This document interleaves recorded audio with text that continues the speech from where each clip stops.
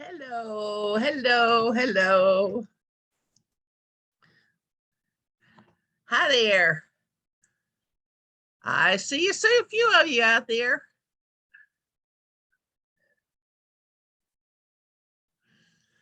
We'll get started in just a couple of minutes. I'm going to see if I can get our forms where we can share them, okay? So don't go away.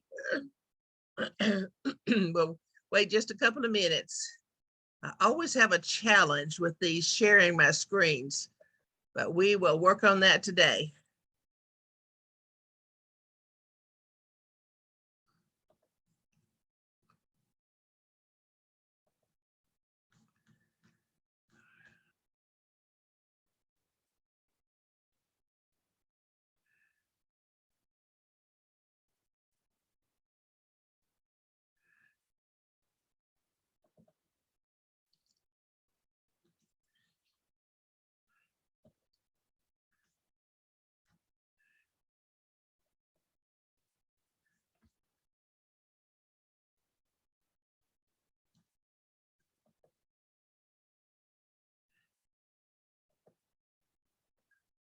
I see people now. Hi.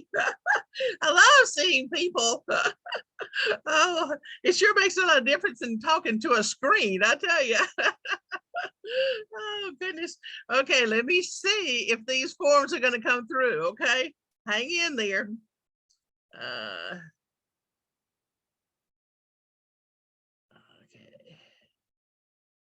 Aha, we are doing good today. All right. Yes, yes, yes. Can y'all see the forms? Wow. I never know when it's going to work and when it's not. All right. It takes all of us to get it done. I promise you. When it comes to with me with technology. Oh gosh. Let's see. If you would you like for me to email these forms to you while we're talking about them? Would that be helpful? Yeah. Some of you can. So let's see. Let me get my pen out. Okay. Okay. Are you where you can get your KW emails? Yes. Are you, Liz? Okay, let me see if I can get send some amount to you. Sometimes, sometimes you just want to look at you look at the screen, which I think is fine. Other times you kind of like to have the forms. Most of the time I send them out after the presentation. But let me see if I can get you some, Jonathan. Awesome, thank you. You're welcome. No, try not to turn us off. That would be awful, wouldn't it?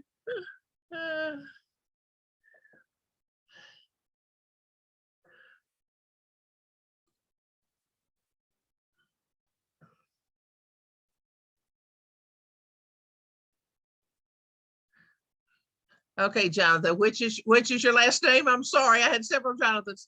Jacobs, that's right. It's not showing up in here. Is it just your full name at KW? It is. Okay. Sorry, I was talking to a muted mic. Do that too. Okay.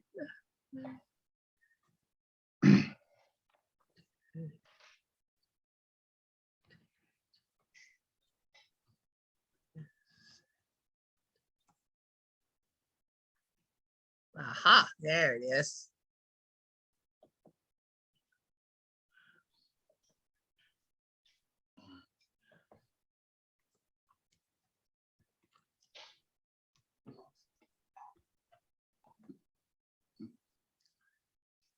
Okay, let's see.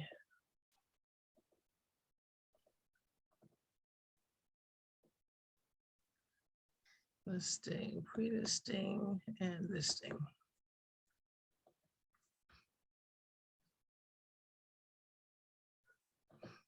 Okay, let's see if it goes.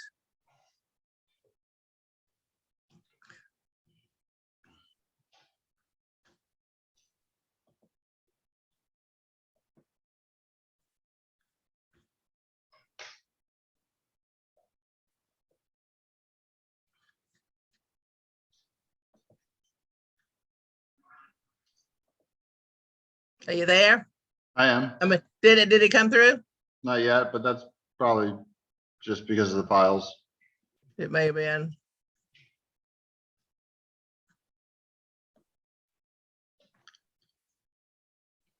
I hope it didn't shut off Zoom. Well, you're on and I'm on.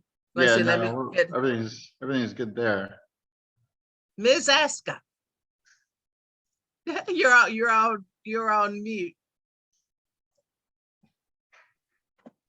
Hello. Oh, nice to see you today. Yes, nice to meet you. I'm trying to make sure I don't lose you. Okay.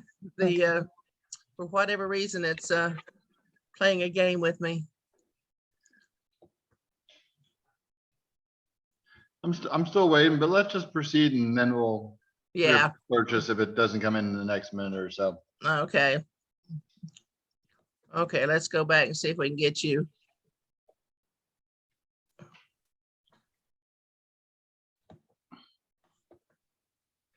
Oh, now it's giving me a strange message that said join the meeting, and we are already in the meeting, aren't we?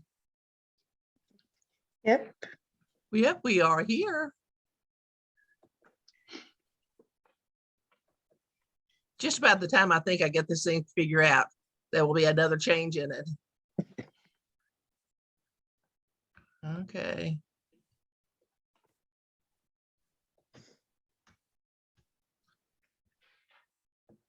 Well, I am so sorry. When I go back to it, it has us there, but I can't get back to the forms.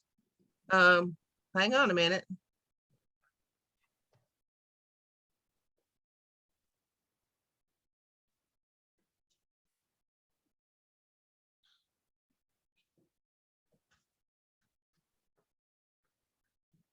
Is it better to have these forms printed out for class? No, and like I say, I'm going to go over it in person. I mean, where you can see it. So sometimes it's nice to have them. Other times it's just better to have them afterwards. So that's just what I was going to try to do. But some people do like to have them going through it. Okay. I do not know why it's doing this. Hang in there. I may have to cut you off and come back in. I'm so sorry. Because it's not letting me show the packages. And that's what we need. We can still see the form that you originally posted on the screen. You can? Yes. Our codes, yes. Really? I'm not seeing it. That's what. Okay. Whoa, look at there. I found something. All right. Okay. Let's see.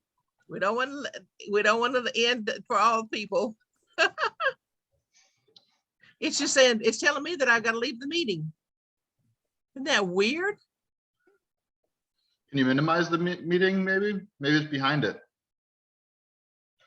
I can't minimize it. It says end meeting or leave meeting or cancel. And so I cancel. Ah, wait a minute. There it did. Okay. Let's don't touch a thing. All right. Let's don't touch a thing. Now, let's start all over. All right. One of the things that I wanted to show you all today is when I first came to KW, I had been in real estate a long time. And the concept that Gary Keller shared with us early on was so helpful to me. Because I think, when you go on a listing presentation, today we're going to be talking about listings. When you go on a listing presentation, there is so much to cover. I got to tell you a funny story. One of my agents came in a few years ago and she said, well, I guess I hold the record. She said, it took me 8 hours to get this listing. I said, please tell me they fed you some lunch. But you can see there are so many forms to fill out, and there's so much for you to learn about the listing, particularly if you're not familiar with the people or the maybe the neighborhood even. So so when Gary Keller and some of the instructors were telling us about a pre-listing package, it's a 2-step listing, but it doesn't involve you going to the listing 2 times. They were suggesting early on that the pre-listing package would be forms that the seller would expect to be filled out. Now, they're never going to fill it out before you get there, but it is so helpful for them to have an idea of what they're going to be expecting or what they're going to be seeing. And if perchance you might get somebody who really would be willing to go forward and put some information in these forms, don't count on it, but if they do, you'd be ahead of the game. All right. So the things that you want to put in a pre-listing package are now where you can put them in one of the forms, when you're sending the documents out in DocuSign or Dotloop or Zip forms, any of the forms that you can have a template that you could put together some of these forms. You can obviously email it after you've talked to them on the telephone. You want to talk to them or maybe talk to them in person. You want to get some of these forms in their hands, and the way you explain it is that you're going to send it to them ahead of time, just so that they won't be surprised by the end of the forms that you're going to be talking to about it. So years ago, when we first started doing this, and I hate to admit it, but it was before you could do all these e-signature programs, and we had to deliver the package to the front door, or we would pay a postman to deliver at the front door. But we never wanted to talk to the agent, to the seller, because all the seller wants to know is, what can you sell my house for and how fast can you sell it? So you don't want to get into that conversation too early. All right. So the reason we would send this in preparation for the listing appointment is, again, to save time on your part with this seller. And also, they zone out after a while. You can't tell them all these things that they got to do, and it's like, the eyes glass over, and they're like, you're not getting through to me. So the pre-listing package is what I want to show you first today, and then we'll go into the actual listing forms that you would want to get signed. All right. One of the first things that you want to get in their hands is called a residential property disclosure. The title now is called Residential Property and Owners Association Disclosure. That is something that's required by the lawmakers of North Carolina. This is not a commission rule, it's law. You see this little thing right here, that little seal? That says it's law. That says it's the seal of North Carolina. And if that's on the form, that means that it's coming again from the lawmakers. So even if that seller does not choose to list with you or anybody else, maybe he's going to be a FSBO in the long run, he still is obligated to provide this residential property and owners association disclosure statement. So when you give it to him or her, this form, you're not out of line by giving it to him. Now we have other forms that you will have to have the word sample written on them, and I'll show you that in just a minute too. The forms that come from the real estate association, the ones who write the forms for us, those are sample, and they have to have the watermark sample on them. You can't just let anybody use them, but this form can be used by anyone. Now, when you are looking at this form, you're going to, okay, come on now, let's scooch on down. Hope it's nice. This form has like a 3-day right of rescission. You don't hear that term very much anymore because none of our forms really offer it. But this particular form, if the buyer does not get this form prior to writing their offer, then they have 3 days that they could terminate the contract, and they would be eligible to receive their due diligence and earn any earnest money back. So you want to be cautious in explaining to the sellers that this 3 days is critically important. Therefore, you want this residential property disclosure filled out immediately. You don't want to wait till you get all offers, because it's going to delay things. All right. And because of that 3-day rule, then you see right here, right? In fact, they've got it under a note right here. Where it says that, but with the 3 calendar days following the receipt of the disclosure statement, or 3 calendar days following the date of the contract, whichever occurs first, they can terminate the contract. So you use that little bit of leverage to get the seller to get on with filling this out. a lot of times they delay because they really don't know exactly how to fill it out. All right. So if they just don't know how to fill it out, you'll be glad to sit with them. You can't fill it out for them. Don't you put pencil to paper. This is the seller's disclosure, but you are certainly encouraged to be available for them to ask you questions. And as they're writing it out, checking it off. So the residential property disclosure is their disclosure. And it's up to you to get them to get it. And one of the nicest things that has happened in the recent years is that residential property disclosure can be attached to the listing in MLS. So when a buyer's agent is going to write an offer, they go right to your listing, and there you have posted that residential property disclosure and the mineral, oil, and gas rights. Also, you want to post those with your listing so that there's no question that the buyer's agent had the right to pull that out and give it to the buyer. Therefore, this is irrelevant, that 3-day thing. Okay. So when your seller is filling it out, one of the things that you also want to make note to the seller is in North Carolina, they can choose to disclose a problem to mark, or they can choose to do no representation. All right.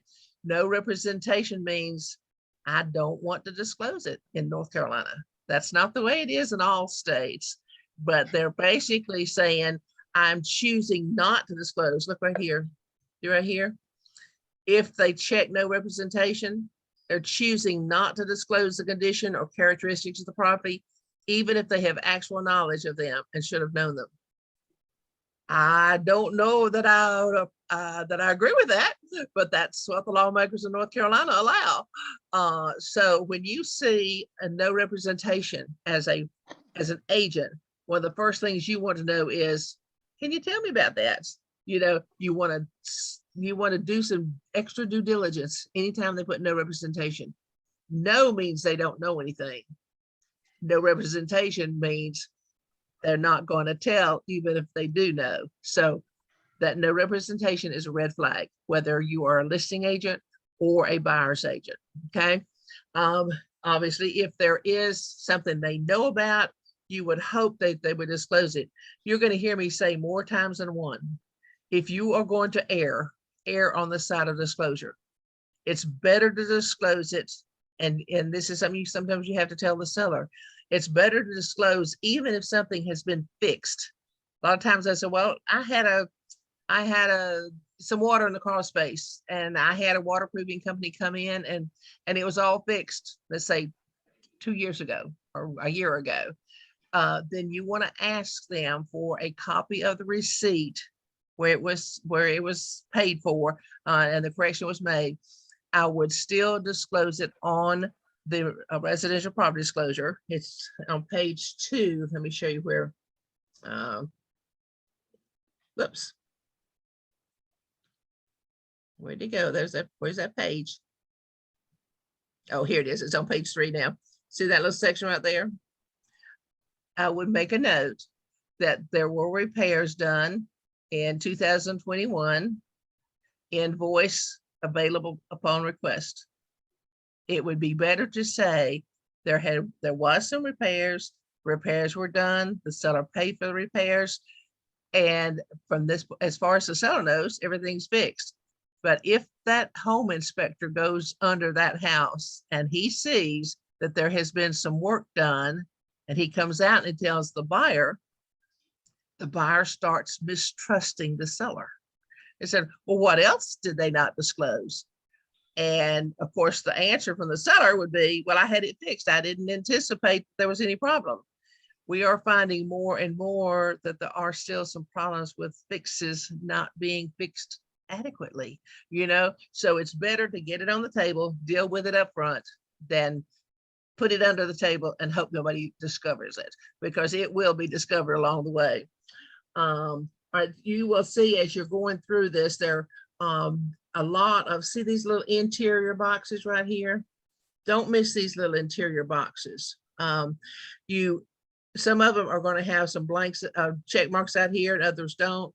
get the seller to check all that he wants. Now, let me just point out one of them right here, this composition hardboard. Have you heard the term Masonite siding? We had Masonite siding for so many years, and obviously there's still a lot of houses out there. Well, on this list, you don't see Masonite siding. Masonite siding is that where I just showed you, this composition hardboard. That is the Masonite siding. So if your seller calls it Masonite, you know what it should be checked on right here. You do not see very much synthetic stucco anymore either. But if the seller thinks they have some synthetic stucco, they may already have a report that says there's no issue, there's no problem. Years ago, again, we had problems with synthetic stucco because the installers didn't know how to install it, and we got some problems. So those are a couple of things to kind of take note of. The other things you can obviously determine easily what they are. The roof covering, most of the time, or many times, it's the original roof. You've put up here when the house was constructed. It may be the original roof, or it may have had some repairs. That's another one of those things. If there has been some repairs, say we recently repaired it in whatever year they repaired it, and invoices available upon request. I wouldn't put them out there on MLS, just say invoices available upon request. On the roof, you obviously, if there has been a new roof, please make sure you qualify that word new. You know, I got a car the other day, and because I've been driving my other one about 12 years. And so it was time for me to get some new wheels. So I got a car. Well, the car is 5 years. The car is 5 years old, but to me, it's a new car, you know? So I would say, hey, I have a new car. And you look at it and it looks nice. And you think, oh, I got a new car. No, I don't. I have a car that's new to me. So if sometimes sellers are going to tell you they have a new roof, or they have a new HVAC system, or they have a new this or a new that, qualify what the new is. If it's longer than 6 months, honey, it's not new. Okay. So you want to make sure that it is new. Yes, I've got caught on that HVAC years ago. We had my seller said she had a new HVAC. She didn't. She had a new AC. She did not have a new furnace. So therefore, she did not have a new HVAC. Do you think at that time that I knew to ask about the furnace? No, but after I paid $5,000, I knew to ask about the furnace from then on. So wow. let me warn you, if they say new HVAC, you kind of dig it a little deeper and keep asking those questions. And also, not only do you want to know how old that new is, you also want to know if they did the complete system or if it was a part of it. All right. So those are just two little things to keep in mind as you're talking to the seller. Down here on the bottom of this page, it addresses the septic tanks or sewer. I don't know if you've been introduced to our agent discovery form on septic and sewers, but I'm going to show you today. But this is where the seller discloses if there's a septic or if there's sewer, and you're going to take his word for it on this, but you're going to do some agent discovery. More and more, we as listing agents and or buyer's agents are being held to the standard of discover and disclose. Those are the words you're going to hear from the Real Estate Commission a lot. You have a duty to discover and disclose. And because you're a buyer's agent doesn't relieve you from the responsibility of discovery. Sometimes listing agents don't do their part. Yes, listing agents are held responsible too, and possibly are held to a little higher standard because they're the ones that are supposed to know everything about the property. But both agents can be held liable from the real estate standpoint, a real estate commission standpoint. So we'll talk about that a little bit more, but this is where the seller discloses. You have a question? Yeah, I was going to say on the bulletin that North Carolina Real Estate Commission puts out, there's a disciplinary action. Yes. And month after month, it's painted with agents that are getting, reprimanded for septics. just that one piece. Yep. I think it was last year, septic and sewer disclosure, whatever, those were the top complaints that they dealt with last year. This year, they're saying it's material fact. So of course, that sewer septic would be a material fact. It's a bigger picture this year than last year. But yeah, oh, it's scary. I tell you what, I don't read that back of the bulletin, as they call it. It's online now. I don't read that. I flip right to it. Yeah, I think we all do, but we don't do it. I don't look at it to see the name. I look at it to see what I can learn from it. Right. That's what I do as well. Yeah. I'm like, okay, I'm not doing that. I'm not doing that. That's one thing I'm going to do. I'm going to make myself not do, right? That's right. Yeah, it seems like those disciplinary actions seem to go in waves where it's like multiple people of the same offense. And then when it switches, you see more of multiple people of the same offense, and it's different. That is. I don't know if they just take it that way. I don't know. I sometimes I think it's just numbers that will come in and they get focused on that particular problem, and maybe they discuss it within the office. Yeah, and I think they do. I think they group it together like that. Yeah, for a while we were seeing a lot on property management, but now we're back into the sales because there are a lot of buyers who are disgruntled for different reasons, and yeah, and again, right now it's on the material fact thing. I just recently, and while we're talking about it, I just recently heard something about wait a minute, this material fact things.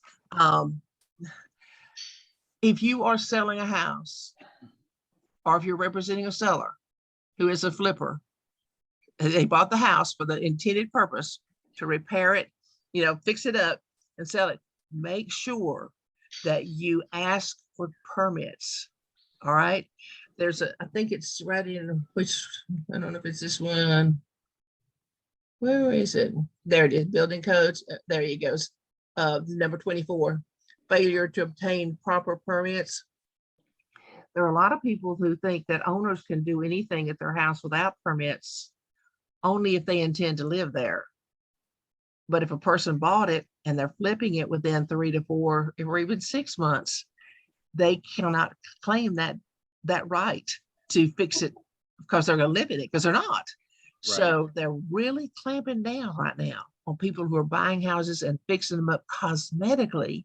They look wonderful, but underneath, and generally it is underneath. It's underneath the in the crawl space.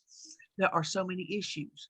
So we as listing agents and buyer's agents are being warned to ask for permits. And if they don't have permits, then you've got a problem. You've got to disclose that. You can't make them get a permit, but you've got to disclose that they don't have a permit. It seemed like for years, the things that we watched for on a permit was an owner who might have added a screen porch. They may have added a deck. They may have finished the basement, or maybe finished a garage even for living space. However, doing that, if they intend to live there and they lived there for a while, they could possibly have gotten by with it, but you still have to disclose that it was done without permits. You can say no. The thing what you put in remarks is no permits available, but you are responsible to check it out. It's not available and disclose it. Does that make sense?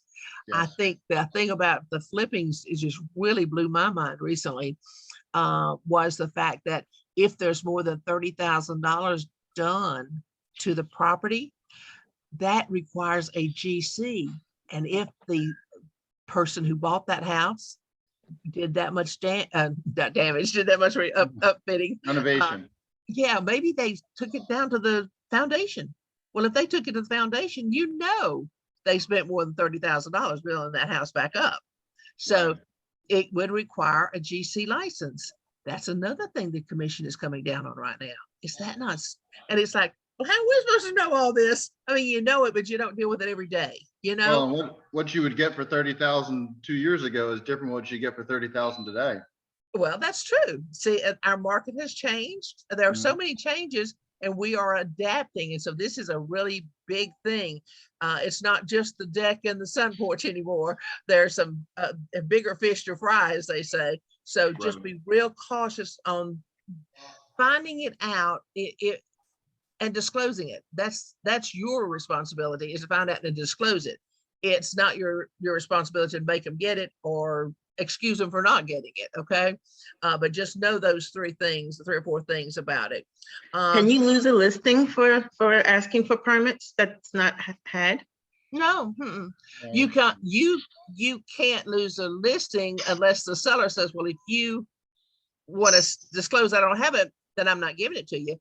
Let me tell you, it'd be better to lose the listing, lose your license. Yeah. And that's what you have to take. Yeah. One of my agents a few years ago had a seller that wouldn't disclose anything about the septic tank. He didn't want to even disclose that there was a septic tank. Well, she obviously showed him the permit that there was, and it was permitted for the wrong number of bedrooms. Come to find out that septic was under the driveway. They had to do, the buyer finally, I think a buyer finally bought it as it was, but they had to tear up the driveway to get into the septic. So I mean, it was a thing, but I bet she worked with that guy for 3 months trying to get him to agree to try to sell it and to disclose. And but she finally had to give up the listing. Again, you know what, that's just one of those things. You have to make a business decision. You don't often have to do that. Most of the time they understand when you give them a logical explanation of how you're trying to protect them, and you're obviously going to protect your own license. So, but if you have to make that decision, the decision's already made. Right?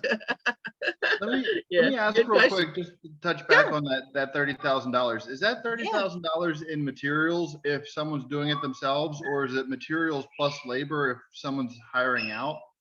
Does that change the value?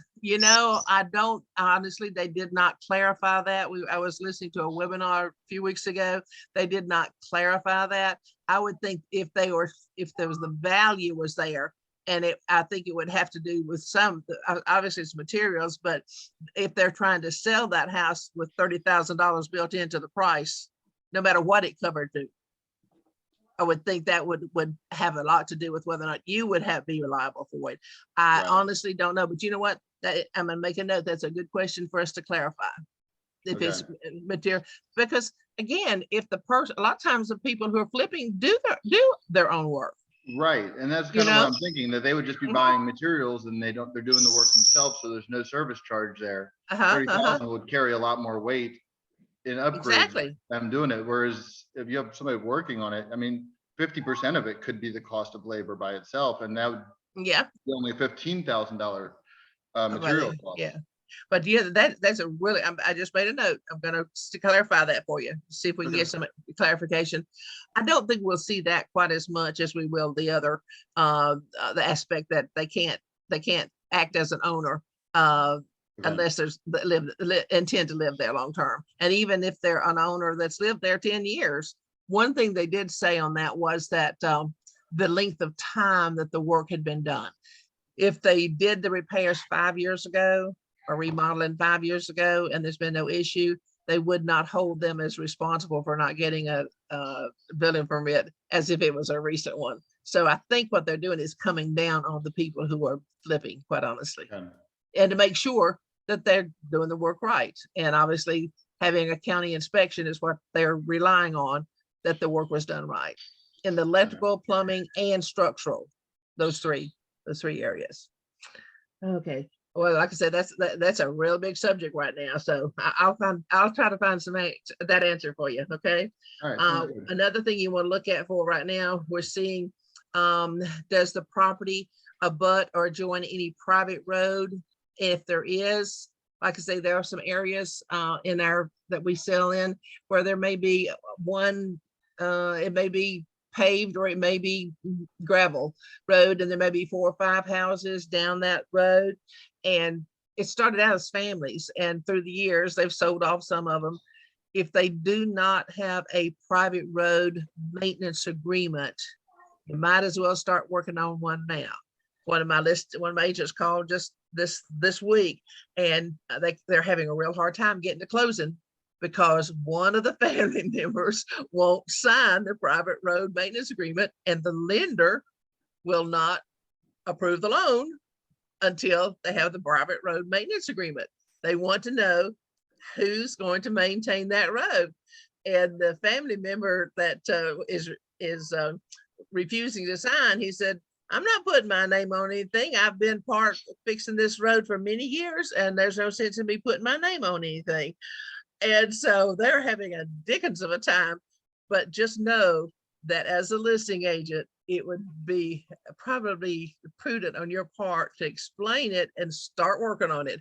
Get an attorney to draft a private road maintenance agreement, and you're probably going to have to go door to door and talk to those people that live on that road and try to convince them that it's to their benefit and to the benefit of the people who already live there, so that everybody contributes to the maintenance.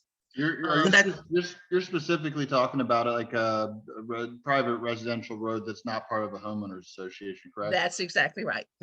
Because obviously, if it's a road into an HOA, into a condominium association, most of the time those are private roads. But you're correct; they are maintained by the HOA, and you will need to specify that in another section on this. Yes, I mean, they can be just as bad sometimes as far as not having those roads. For that repair, but it's like one of those things where they're like, we'll get to it when we get to it. Exactly. The roof's more important than the road sometimes. Yes, ma'am. So what is that? What is that saying? Number 30 is saying that you want to know if the roads are private or public, and if they're private, who's maintaining them? Like that's exactly right. The people in the neighborhood and stuff. That's exactly right. What if it? See, we have to provide access to any property. You can't sell a landlocked piece of property, so they want to know that if it's a public road, and if it's a public road, is it maintained by the state, or is it a county, or is it maintained by an HOA, but often it's a neighborhood that has a few houses on it that started out as a family neighborhood, and they just never did put it in writing. They just fix it. That's mine, but I didn't know, like, that wasn't mentioned to me. I found out after the fact, actually in real estate school, that my road was private, and that the agent should have disclosed that to me and stuff like that. Like, I didn't know nothing about. I'm coming from Charlotte, where everything is public. So yeah, right, yeah. So now I know. So you found that you're on a private road, right? Yes. Really? Oh my gosh. So, well, did the seller not know on the disclosure either? It wasn't put down there, and my agent didn't bring it up to. Didn't know to ask for it. She must be from Charlotte too. She didn't know to look for it. Nope. Yeah, that could be a shock when all of a sudden you don't know who's going to fix that pothole. Yeah. So. Yeah. And then and it's good that lenders are being cautious about that now too. I can't remember it being an issue until about 5 years ago, to be honest with you. Wow. But again, it's something that kind of, what we were talking about a while ago, it comes up in 3 or 4s at one time, and all of a sudden it gets our attention. Whereas 1 or 2 are occasionally you don't know it, but now it's becoming prominent enough that lenders are not going to. So we should get an attorney to write up a paperwork saying, who's taking care of it, and go to all the neighbors and see if they would sign it. I would if I was you, since you're living on one.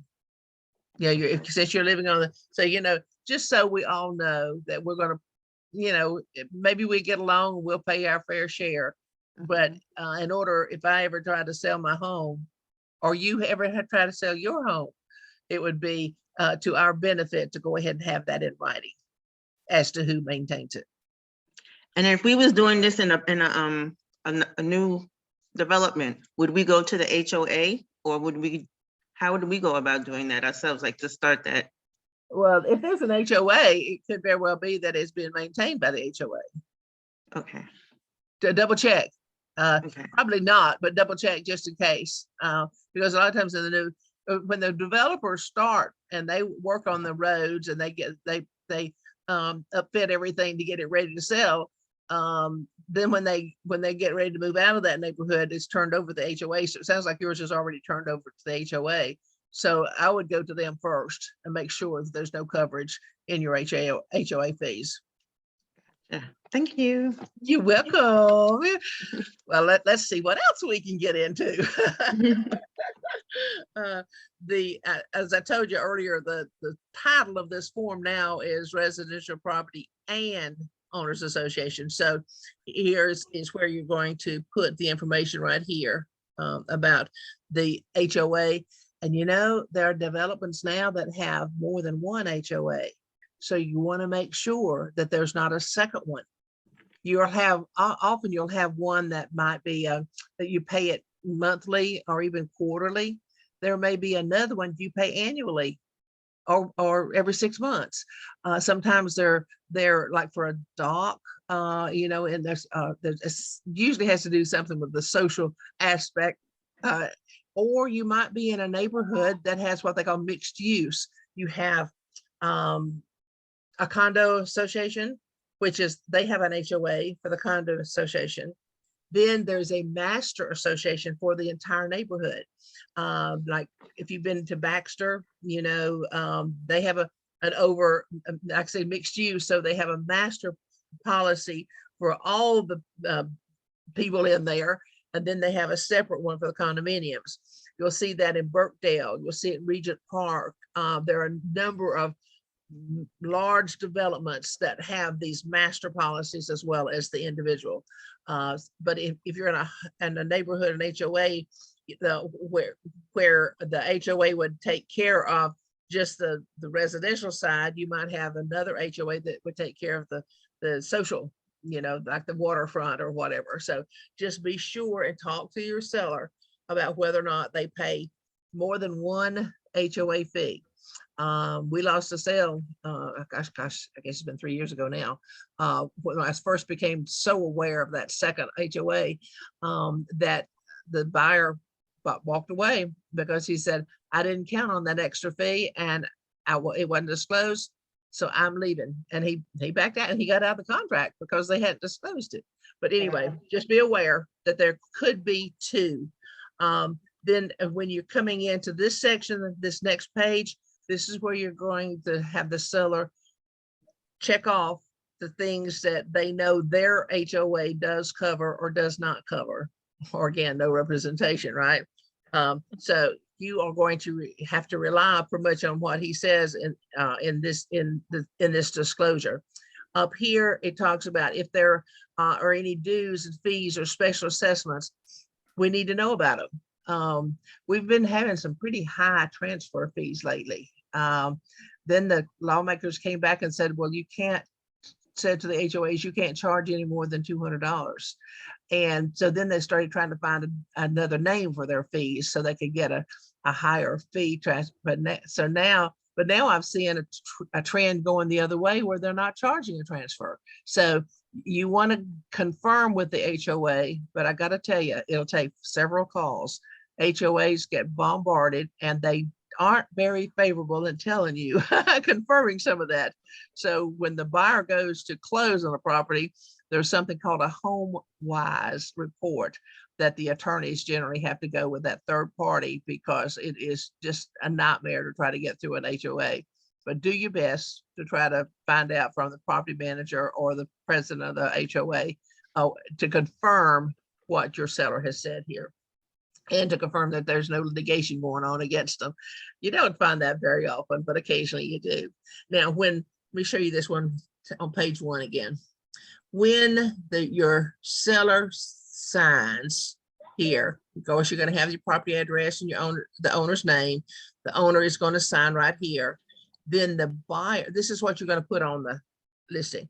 Then when the buyer's agent presents this to the buyer is going to sign that he has it. It's not that he's signing that he agrees with the thing or disagrees with the thing. It's basically, yes, I have received this disclosure and I've had a chance to review it or look at it. So basically right here, and it says, this is not to take the place of an inspection. Buyers always need to get their inspections. All right. Of course, I know in this last market, the last 6 or 8 months, is they've been waiving inspections. And so they've relied a lot on this residential property disclosure.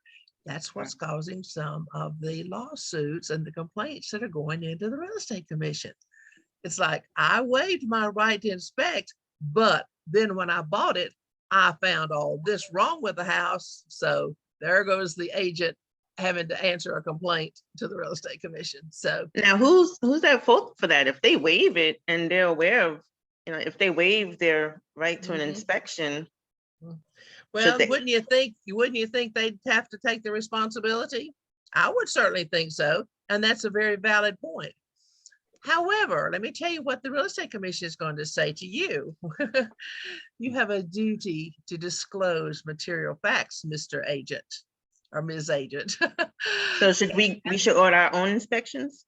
No, I wouldn't order an inspection, but what they say is what you reasonably should know. There's certain things that you obviously you're going to look when you're walking through the house. You can see a stain on the ceiling. Your question was, did you get that roof fixed, or when was it fixed? You look for things.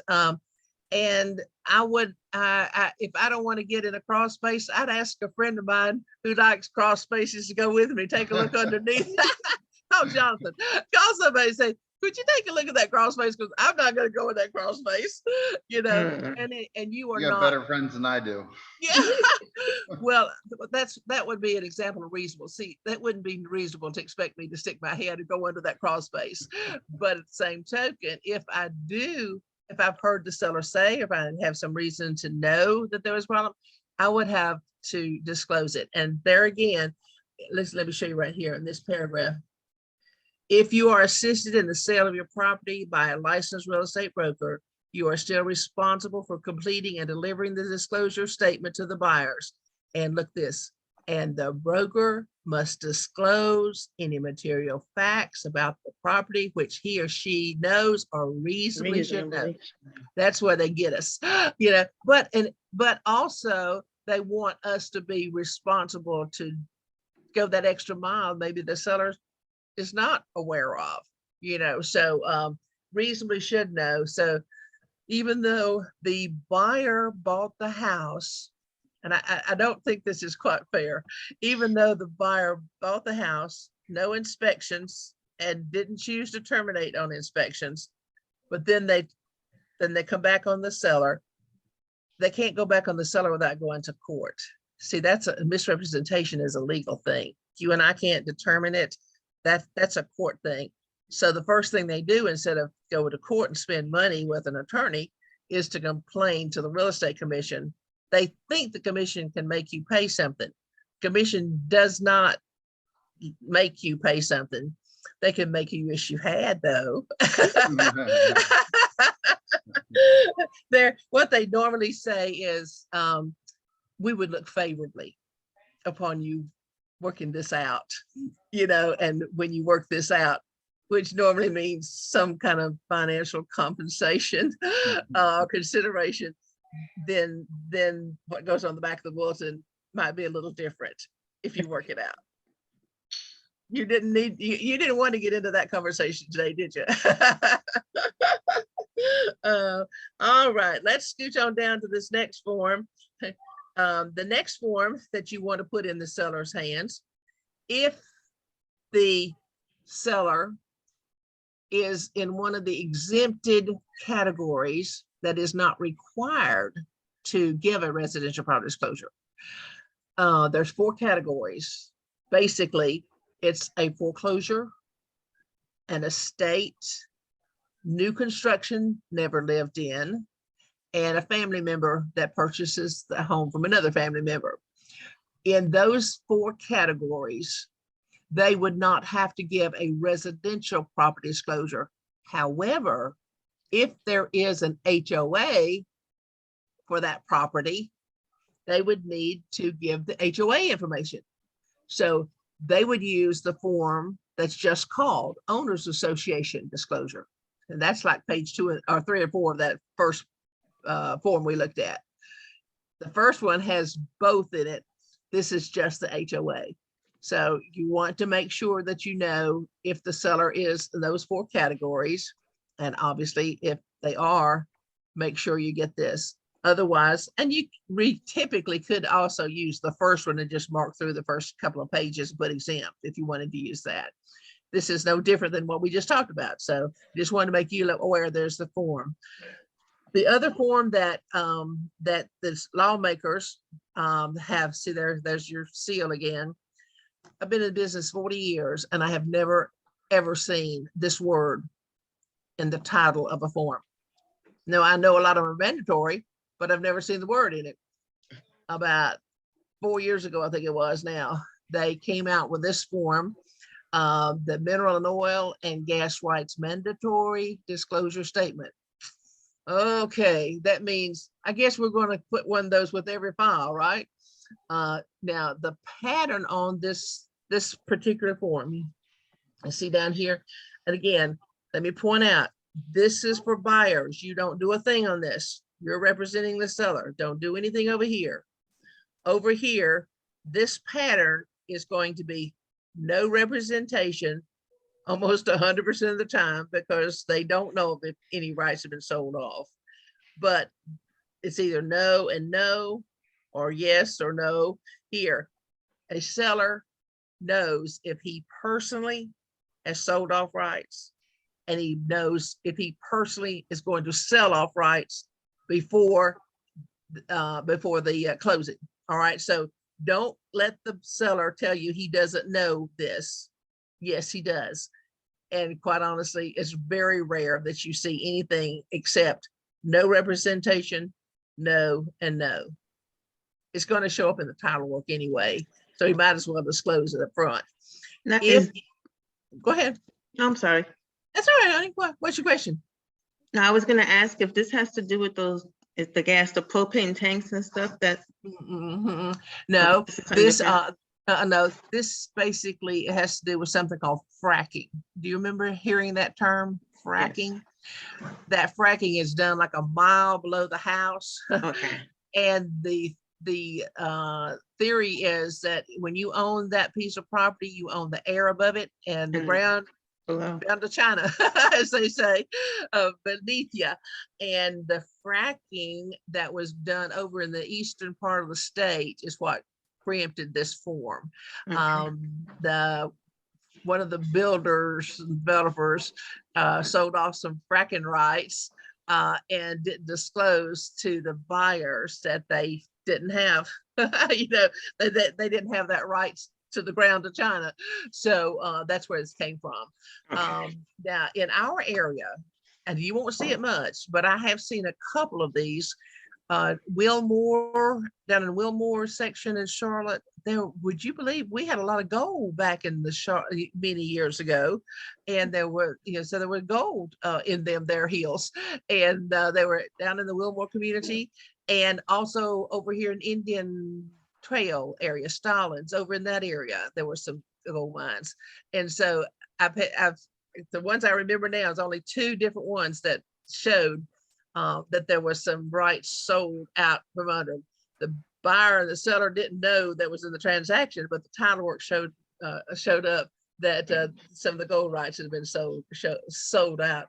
Have not seen anything on the oil rights at all in this area. Okay, so typically don't let them check just no representation, because that only applies to that sentence right there. That sentence, that right there. It does not apply all the way down. So make sure they check with each sentence. All right. This again is signed by the seller, owner's name, property address, and again, the purchaser is saying, I got a copy of this. All right. Now, this little brochure, I put the brochure in here. The brochure, I just think it's prettier than just a blank piece of paper, that looks like a contract. But the questions and answers are home inspections. People don't do home inspections all the time. And so it's really good to give them something. If they want to read it, you provided, again, a service to them. If they don't want to read it, they throw it in the trash and and you go on to the next one. This basically is the brochure itself, so you can see it. There is also one that is a actually, I think it's 2-page, that looks just like these other forms. You don't have to send the brochure or deliver the brochure. You can use, the format for email. Now, if the house was built before 1978, remember pre-licensing, before 1978, then you've got to provide this lead-based paint hazard addendum. If the seller knows anything, and I got to tell you, it's very rare that any of them ever do, they're always going to come down here and check. No, they don't have any records, and they don't have any knowledge. It's known that the paint prior to 1978 is going to be lead-based, but what reason most sellers don't know anything about it is it's been painted over so many times that there's no effect from it. The more times it's painted over, the more it's sealed in there. So if the seller doesn't know anything, he is going to disclose it on this form. Then when the buyer gets it, the buyer is going to look at this section. This is the buyer's acknowledgement here. This is one of the very few forms that you as a listing agent have to initial. You see right here, this is where the agent has informed the seller of the seller's obligation and is aware of his responsibility to ensure compliance. That means he is responsible to disclose if he knows it, because of the dangers of lead-based paint. Lead-based paint is particularly dangerous to little children who might be, as they say, gnawing on a windowsill or something, or puppies and animals. So you want to make sure that they are aware and that they do provide this disclosure. And that's where your initials go right here. There's another place down here for your initials. Excuse me, your signature. That's your initials up there. Here's your signature. The buyer's agent also has to sign this, that they have gone over this. Obviously, they take it very, very seriously. There is a brochure, and you are supposed to be giving that brochure out. That's what it looks like. I've given you, like I said, just this is the format you can send out, or you can send it out in the email format. Now let me scooch back here just a minute. This is where you want to make sure you give it to the seller. But look on page 1, the buyer's agent is also responsible to give to the buyer that they have given this brochure, so that the buyer knows. Another thing you want to keep in mind is if the buyer plans to do any remodeling, if you hear as they're walking through the property and they are mentioning remodeling, make sure that you mention to them that they should hire a contractor who is certified to remediate lead-based paint. There is a certification. There are many remodelers who have it. So just make sure that you mention that to them. There's also another brochure on that if you would be interested in it. The EPA office obviously puts that out as well. I don't think I put that in this stack, quite honestly. I think I just used the basic one. Let's see, scooch on down here. What is that right there? There it is right there. It explains it. Renovating, repairing, or painting a home with lead-based paint. It says if you hire a contract to conduct renovation, repair, or painting, you might want to make sure that you take this in consideration and to hire a contractor that's certified in that. Come on, that's pretty thick little brochure. Okay, now another thing that you're going to deal with, and we've only the last very few years, we've begun to find radon in our area. We didn't have radon. We didn't know we had radon. It was never tested. In very recent years, it has become a standard test. It is not part of the basic home inspection.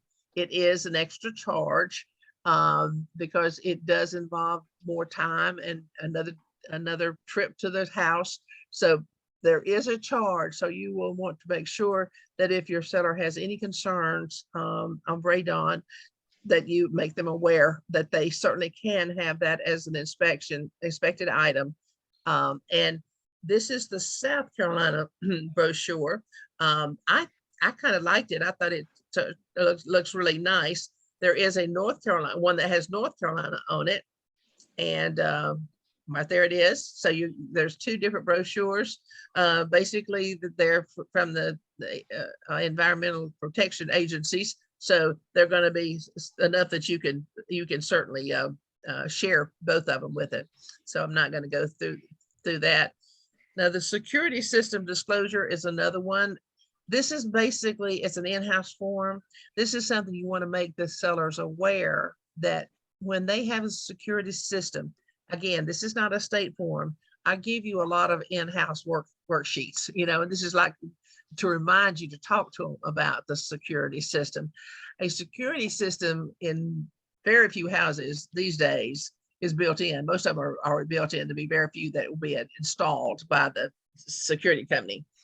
What the seller typically has now is what's called a service contract, okay, where they pay, so much money a month for the service for that system that's already built into their house. What you have to watch for is that service contract is going to have a period of time, a term on it. That's what makes it a contract. If that seller is going to terminate early, you need to find out if there's a fee for early termination. You need to find out if there is a transfer fee if they transfer service to the new buyer. Also, if for whatever reason that your seller wants to take it to their new house, you want to offer that as an option to your seller. So this is not so much anything that you can do, because they're not going to talk to you at the security system company about somebody else's security system, right? So you want to get your seller to call their service provider and get the answers to those questions, because a buyer is going to want to know. Another aspect you want to find out about is accessories, because security system companies put accessories sometimes that are not built in. They are accessories that can be easily removed. If a buyer thinks that accessory is part of the house, they're very upset when it's taken away. I got this call from the sweetest little older man one day, and I really had to chuckle because I related to what he was saying. He said, "Ma'am, I think the seller must have taken some of the security system." He said, "My door's not talking to me anymore." And I thought that was so cute, that because that's so fitting, we get used to the door talking to us if we go in, and we hear it. And of course he would expect that to be there. Well, that was an accessory. That was not part of the security system. So again, this is just to kind of remind you to go through some of that with the seller and get the seller to get the information to pass on to you. Utilities. Wouldn't a lock system like that be a fixture at that point because it's mounted to the door? It all depends on how they attached it. I've seen it attached that are and some not. Again, it depends on your security system and the provider. That's why I'm saying you don't always know. So just do a little double checking on that. Okay. Utilities. It is just such a nice thing for you to get the sellers to provide who provides their utilities. This is just a simple little form. You can use any form. You can just ask them to just itemize them for you. All right. Because there's a lot of houses now use propane, particularly for gas logs. Well, who is the provider of that propane? You want to make sure that you find out who provides the water service and who provides the sewer service. And see, this is another place you can bring up the point of, if they're not paying on their water bill, if they're not paying a sewer service, they don't have city county sewer. All right. And this is the initial stage that you're going to start finding out if they indeed do have city county or if they have septic. Yeah, I had to find out all this stuff myself. My agent didn't. I had to call, and then I found out I had well water. So I'm like, I didn't pay for water. Did you? I was really? like, yeah, I had to find out who was my utility company, who did all that stuff. Well, see, that's why I want you all to be a step above, you know? Yeah. I want you all to give a service that they'll come back to. And Is it- again, this is is it a not good required by the county. I mean, required by the state. It's something we do. Yes, sir. Is it a good idea to try to get an average cost of what those services? You know, typically run? we used to do that.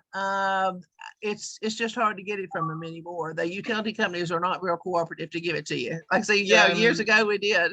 Yeah. Usually you can, like, somebody could assess their own bill over 12 months and divide by 12. If they would, oh yeah, But yeah, if they would. if they would, yeah. And Well, you know, I guess in the market that we're in too, people aren't asking as much, they're not. and They're not. They're and not. nobody's doing willing to do the work on their own. Exactly. So, Well, you know, the thing of it is on the utilities, they're all gonna say, well, it depends on how they use it and how many use in the house and all that kind of stuff. So they that's frowned upon true. an average, yeah. And let me tell you, a lot of times people are not they don't get the bills anymore. You know, we used to get them in the mail. Well, Yep. now they're either coming online or we're doing auto pay on some of these. So you don't have quite the same means of gathering that information as Yeah. you did at one time. Yeah. But you know what? And two, I think Duke, I know just about every month they'll send out a what's it called? Some kind of graphs and all saying how you know if we're doing a good job of watching the expense of our electricity. I don't know if Union County does that or not. I happen to have Duke. You know, Right. that might be a good thing to have. If the seller had it, it would be a good thing to show how energy efficient our house is. I know at my last house, we did a whole heck of a lot of upgrades to it, but one of the main things where we put a pool in and a pond and gas, like bevel lighting, like the lanterns outside, and we had like 6 or 8 of them out there. Oh, And yeah. between those 3 things, they threw our gas and electric through the roof as far as costs, Oh, wow. Oh, wow. because I the bet pool you. was running throughout the whole winter time, you know, in antifreeze Yeah. mode, and Oh, same yeah. with the pond pumps and the gas lanterns were Oh, like yeah. basically our light source.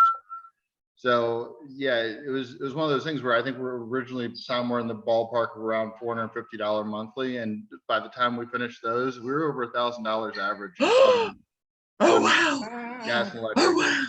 Oh, wow. Where So somebody's giving you it an does, idea of it, right? it does make a big difference if you know, when you start seeing stuff like that, okay, this might be something that, you know, the sellers or the buyers are going to want to know. Oh, gosh, yeah. Particularly that's a pretty significant utility Yeah. bill.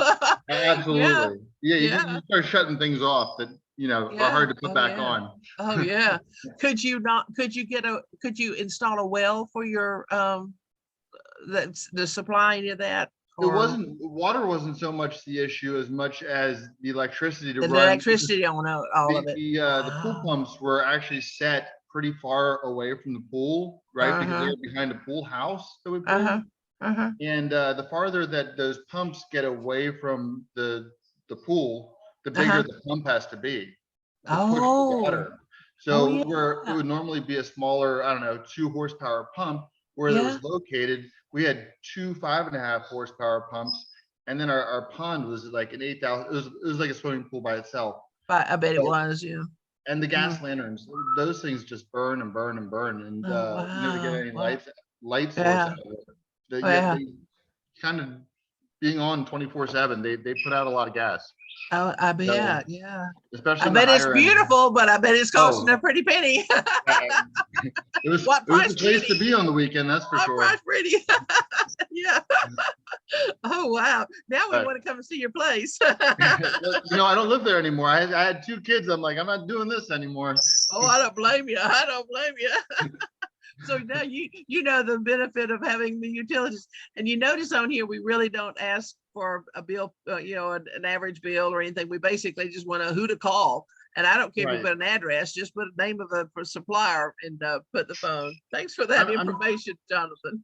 I guess what I was saying though is if you start seeing stuff like that, pools and, you know, ponds and gas lanterns, they are beautiful luxury items that people certainly want to have. But definitely, you know, consider asking questions about that. Boy, isn't that the truth? Well, I think that's a really good point that you made. When we as agents see it, we need to ask questions. You've heard it for years, I'm sure. It's the best salesmen are not the ones who talk the most, it's the ones who listen the most and ask the questions.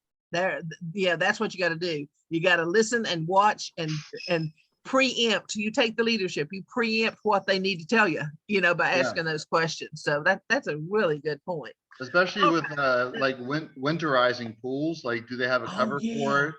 Oh, Will the yeah. pumps be shut down on the winter? Yeah. Because if not, which ours didn't, because of this, just, I don't know, we're like, well, it's gonna cost us more to winterize it than it will to, but To leave it going on. well, the pool pumps end up turning on when it gets cold out, and they just keep Anyway. running and running and running and running. Oh, So, yeah. if someone doesn't have the ability, or like a pool cover, that might be something to negotiate into the deal, to at least come up with the difference of trying to make that accessible to your clients. Well, that I think pools are kind of like boats. They say the happiest day in your life is when you get it, and the second happiest when you sell it. Yeah. Isn't that the truth? You love it. You love to look at it. If it flies or floats, right? Yeah, right. That's exactly right. Okay, I just switched over now to the listing folder, and this is just kind of just giving you a little ways of preparing. All right. What I showed you first, what we just went through was all the pre-listing. You can put those in the pre-listing package. You can email it to them, you can mail it to them, or you can drop it off at the house, but don't talk to them. Just make sure they have it. All right. Now, it basically, and this is just maybe like a check sheet for you. I've actually got 3 different ones in there for you. This is one that kind of gets you prepared as you start getting ready to go on a listing appointment. Obviously that preparation of the pre-listing package, one of them. The other things that you want to make sure that the seller is going to have to provide to you, what they're listed here. They're also listed in the listing agreement, but this again, this is something you can have them give to you before you go down and sit down and do the listing agreement. They should have these available for you, because sometimes there's things that they can get that you don't necessarily have access to. You could probably get the seller's deed on the county website. You could probably look that up, but if they have a copy, it's nice that they give it to you. You could ask for a copy of the utility bills, and just like Jonathan was saying, you could get an idea yourself as to if they would show you that. So basically, these are the things that you want to collect from the seller and the listing. Now, when you meet with them, one of the most important things you're going to be talking to them about is agency. We call it the exclusive right to sell listing agreement. The exclusive right to sell is the agreement that no matter who sells a property, you're going to be the listing agent and you're going to get paid. And we're going to talk about that listing agreement in a moment too. But just so there are 2 types of exclusive listing agreements. One is called exclusive right to list, and the other is exclusive agency. The word agency can be so confusing because it alludes to so many different things. The exclusive agency agreement is not the one you want. That might be the one you would use with an investor who is going to use you if you find the buyer and you sell it. Otherwise, he can use anybody else and he can sell it himself. You're not going to get paid unless you provide you come up with the buyer. The exclusive right is you get paid no matter who sells it. So that's what we typically use. I shouldn't say typically, that's what we prefer to use and almost exclusively use is the exclusive right. So remember the difference in the exclusive right and exclusive agency. You're always going to go through the Working Real Estate Agents brochure or their disclosure form. I love the little 1-page disclosure form that's so simple, but have some of those brochures available because it's now a questions and answers brochure. So if they have some more in-depth questions about agency, you just want to give them that, that Q&A on agency. Are you talking about the older booklet, or are you talking Uh-huh. about the? Yeah, the old booklet. Yeah. We had that, gosh, ever since I've been here, we've been using that brochure, as we called it. And it's hard for me to say disclosure, because now the simple, just the one-page disclosure it's so good.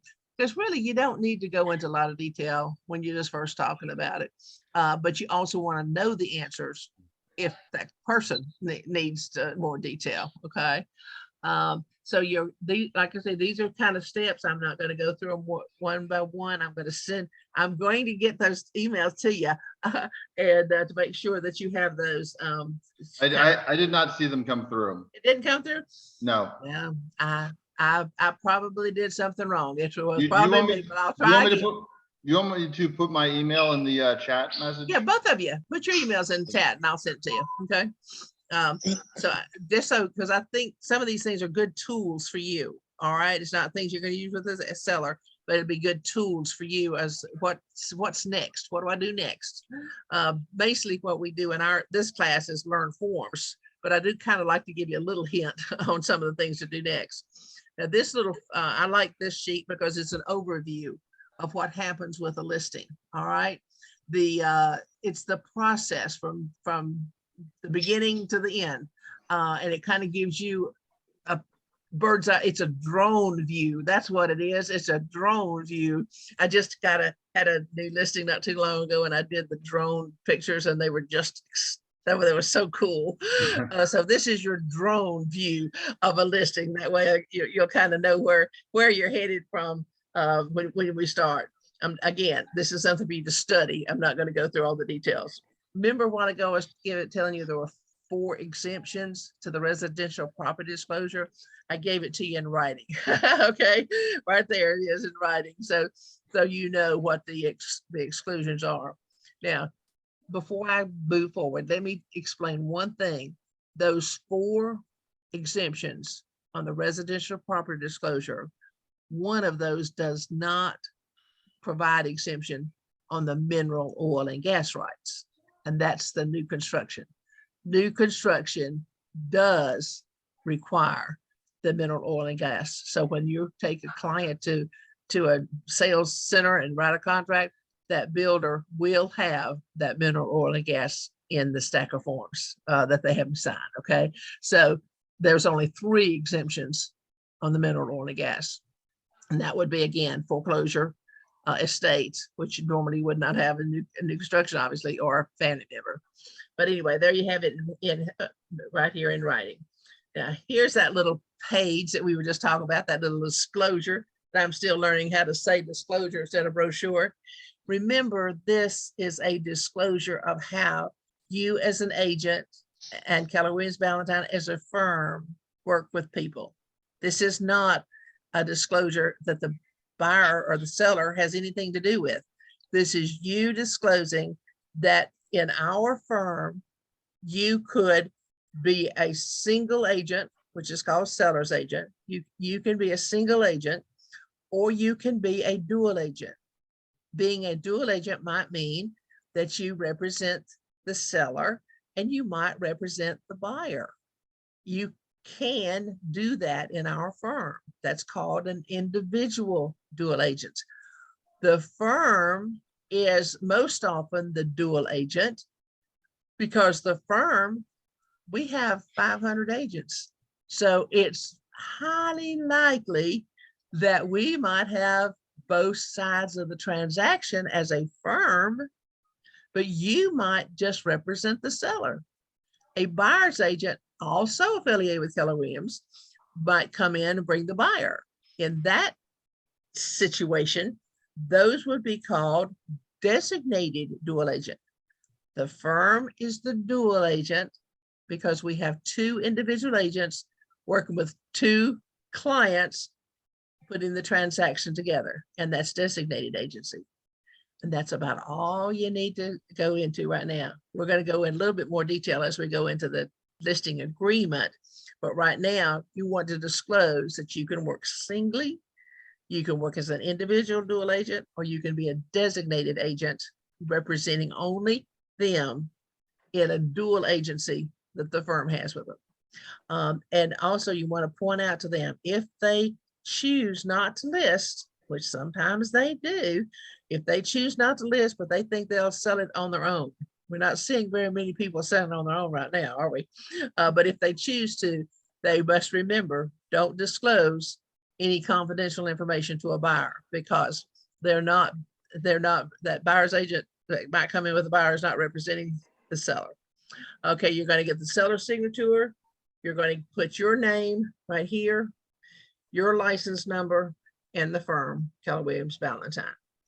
Now, this is the form this is your employment agreement. This is the form that we all cherish, okay? Because this is what gives you the right to advertise and the right to get paid when you do bring a contract to effective date. This is your right to get paid if you bring the buyer, or if somebody else brings the buyer, or even if if the seller themselves bring the buyer. With this agreement, you have the right to get paid. On the top here, the first line, this is going to be the seller's name. And right here on this line, this is going to be Keller Williams Valentine area. It is not Keller Williams Jonathan Jacobs. Jonathan Jacobs is a sub-agent of Keller Williams Valentine. So you don't have to put your... I like the sound of it though. Well, we like the fact you're with us too. But remember, this is firm. Yeah. Look at this right here. This is really it's called a note, but I'm not so sure it shouldn't be a warning, guys, when you think about it. There are a lot of different types of sellers. There's a lot of different types of sellers. You have the seller that is going to buy someplace else. You have the seller who's moving out of town. You have the seller that's divorcing. You have the seller that might be an LLC. You have the seller that's deceased. So you have a lot of different types of sellers. So you need to know how to put the name up here, who is going to be the seller. All right. If for whatever reason the person is deceased, I shouldn't say whatever reason, he's dead. If the person is deceased, you've got to know, is it the heirs that are selling the property? Or according to the will? First of all, was there a will? Second of all, according to the will, did the will say that the executor or executrix is to sell the property? You need to know that. If the executrix is going, or executor is going to sell it, up here, you would put estate of, let's say, Joe Smith by Tiffany Smith, comma, executors. So the seller in this situation is going to be the estate, but it's being sold by the executor or executrix, or it might be an administrator. If for whatever reason there is not a will, the county will have to appoint an administrator. And sometimes it's a family member, but that doesn't have to be. So you need to know, first of all, is there a will, or was there a will? Second of all, has the executrix been, or executor been named? And you need to know that name. You do not have to see the entire will, but you do need to see the pages that name whoever is to be transaction business. If they do not assign an administrator, or if the will does not clarify an executor or executrix, then the heirs own the property and the heirs are going to have to sign. And sometimes, goodness gracious, I think one time we had 28 heirs that had to sign. And so there is a form called Additional Signatures Addendum. Get familiar with that form, because you might have to send that form out to several different groups of heirs. Of course, this was a big piece of land. That must have been fun getting everybody to sign. Yeah. So that was fun, I tell you. Yeah, for a But $200,000 house, no, thank you. I don't think you're gonna have that many on the $200,000 house. It'd be a big piece of land someplace. But it's not unusual to have 6 or 7, because Yeah. see, you in North Carolina, you not only have to have the heirs, but you have the spouses, the species of the spouse of the heirs, because of marital rights. And if there is a marital right that's part of that ownership, that the spouse does have to sign too. So that's where you'll get, again, I think that's really where that additional signatures addendum came from, because we really needed a few extra and not 28. We had to use notebook paper back then when we did that. So just know that you can have an attorney look at that will to determine it, but be aware that you might have to have some help on the seller on that. Another thing would be a LLC or a corporation. It's not unusual at all right now to see a seller as an LLC. Most of the time, the LLC is going to have members, or they'll have a registered agent or a manager who actually is the one who signs with an LLC. You don't have to get multiple signatures on an LLC. You're going to get the person that's given the responsibility to sign on behalf. And again, that's paperwork that they should be able to provide for you. You also can look that up on the Secretary of State's website. You can search, by the LLC name, and you can see who the manager is, or who is the registered agent who would have the right to sign if they do not have paperwork to give to you. Make sure you find that out. A trust is a little different. We're seeing quite a few of those these days. The trust, most of them are family trust or living trust. Those trusts are going to have, often it'll be the living trust of a family, what I say a while ago, Joe and Tiffany Smith. And that would be by Joe Smith trustee, or by Tiffany Smith trustee. The trustee, our trust is not recorded. Most of the time, obviously your LLC is going to be recorded, but a trust is rarely ever recorded. So they would have to show you the documents. And again, and before you could close on the property, the attorney is going to ask for them anyway. So you can get the attorney to look at them, or you can look at them. Trust often have a will that goes with it. So we could spend 2 hours talking about that, but I just want to make you aware that sometimes the name that goes up here on this as a seller might be different than just Joe Smith himself. Okay. A non-owner spouse. Oh my gosh, this is kind of fun. You get a second marriage situation. They've divorced, but they haven't done the settlement of the property. So you might have an ex-spouse, husband or wife, new husband or wife, and the person that's involved. So just be cautious that we've had a situation where people were apart and separated. I think it was the last one I remember was something like 16 or 17 years ago. It was many years ago, and the attorney wouldn't close it until we got that person. We had to locate that person and get that person to sign off on ownership before they would close it with the new buyer. I said, but we don't have any idea. It took months to finally backtrack that person down. So if you're listing and you think there's any chance of a spouse somewhere out there that still has spouse ownership, but maybe not, they don't live together, you might want to make them aware they might better be finding them, because obviously both of them have to sign. You have to have all 3 sign it, correct? All 3 would have to sign it. Yeah. Or there's something called a free trader agreement right here. See this right here? Free trader agreement. Sometimes the attorney will just have let's say the man at this situation, it was a man that was gone, I think it was 17 years. We sent the free trader, and he said, I don't want anything out of that house. He said, I left how many years ago? He said, and he signed off on the paperwork that the attorney sent it, and we were able to close. The hard part was finding him, because nobody had any idea where he was, but they finally found enough relatives they could find him. So yes, we would have all 3 signed unless one typically the one that's not living there, would be have a free trader agreement or a quit claim deed. You've heard of the word quit claim deed. They can sign it over, no holds barred to the person, or they can do the free trader agreement. Either way. So every now and then you'll run into that. When you come down here, obviously, anytime it's something bold or capitalized or italicized, pay attention.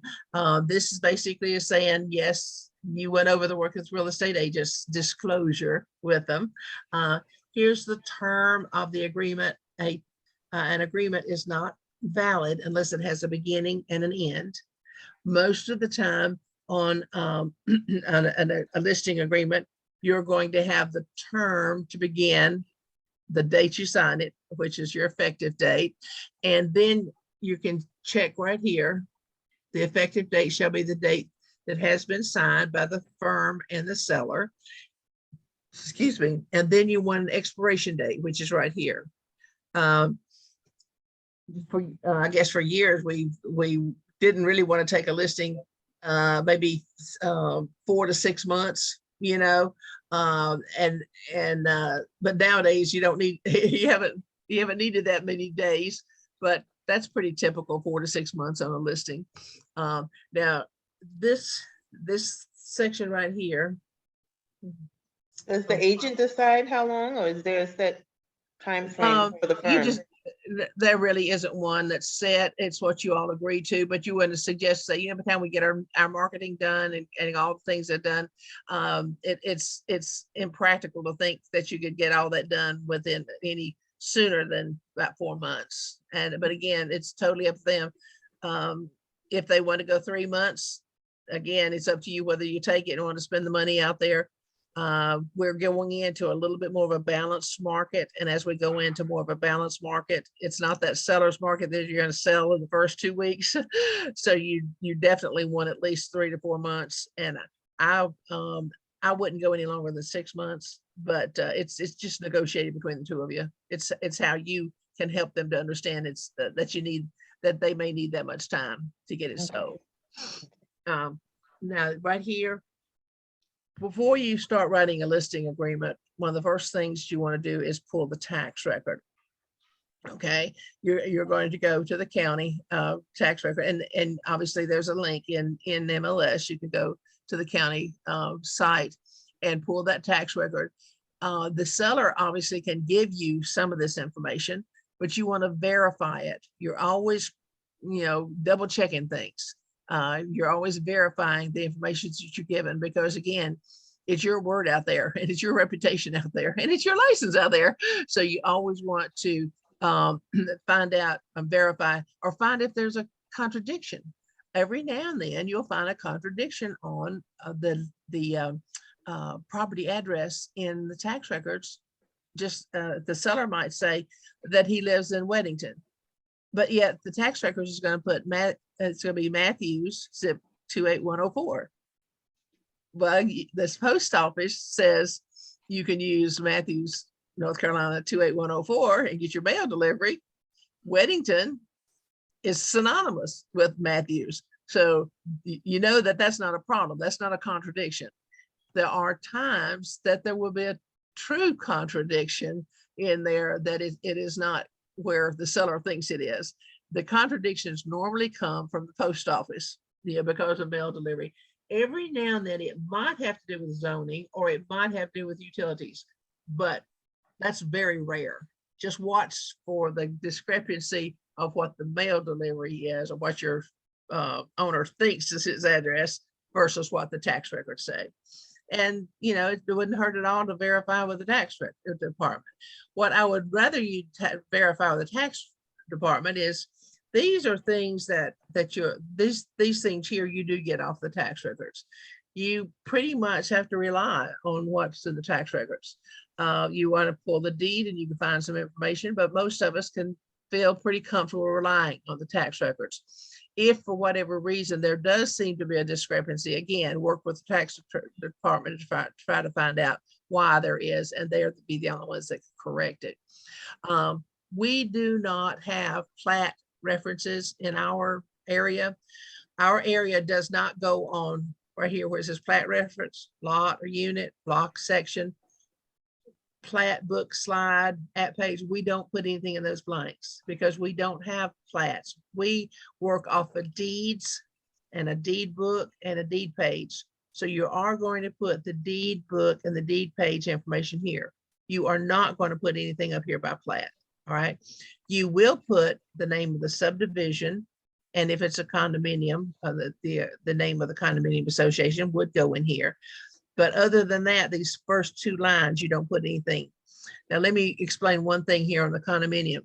When you look at the legal description of the on the tax records of the property, if it has the word unit in it, it means it's a condominium. You'll see, and you're looking at that condominium, and it looks like a townhome, and you don't know if it's a townhome or condominium. If it's a townhome, it's going to be a lot and block. It's going to have a little piece of land, and it won't have the word unit in it. And if it's a condominium, you're going to see a big piece of land, you know, maybe 2 acres or 4 acres or 5 acres, whatever. And you know, that couldn't possibly be right. That's because it's a condominium association that owns the land, and your client, it only owns the unit that's attached to the land. Right here is the property ID, where it says PID. That's your property identifier, and what number you put right here is what you will see matched on the tax records. And then when you put it in MLS, you're going to fill in that number, and there will be a direct link from that number right to the property itself. I love that feature too. It's a hyperlink. So when you put the number in, the numbers typically, there might be 9 or 10 or 11 numbers, a string of numbers with a hyphen somewhere in the middle. So the first set of numbers is going to be the deed book. The second set of numbers is going to be the page number on your deed reference. So you've got, now you got your property ID, you got your deed book or your deed reference and page. So you're going to get almost, or you're going to get all of this off of the tax records. The thing that I would warn you severely about or seriously about, do not use tax record for square footage.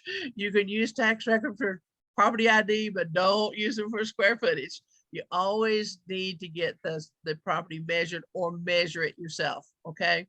The Real Estate Commission does not require you to do square footage unless your MLS requires you. Our MLS requires us to have square footage. So then the commission says, well, if you're going to have square footage in there, it better be accurate. They give you a variance of 100 square feet or 5%, whichever is less. So make sure that you, if you're not good with measuring, make sure that you hire somebody who is. That's the best $75 or $100 you spend in marketing ever, is to have that measurement accurate. Okay, so make sure that you rely on the tax records for property information other than square footage. Let's go down here, the fixtures and exclusions. Oh my gracious mercy.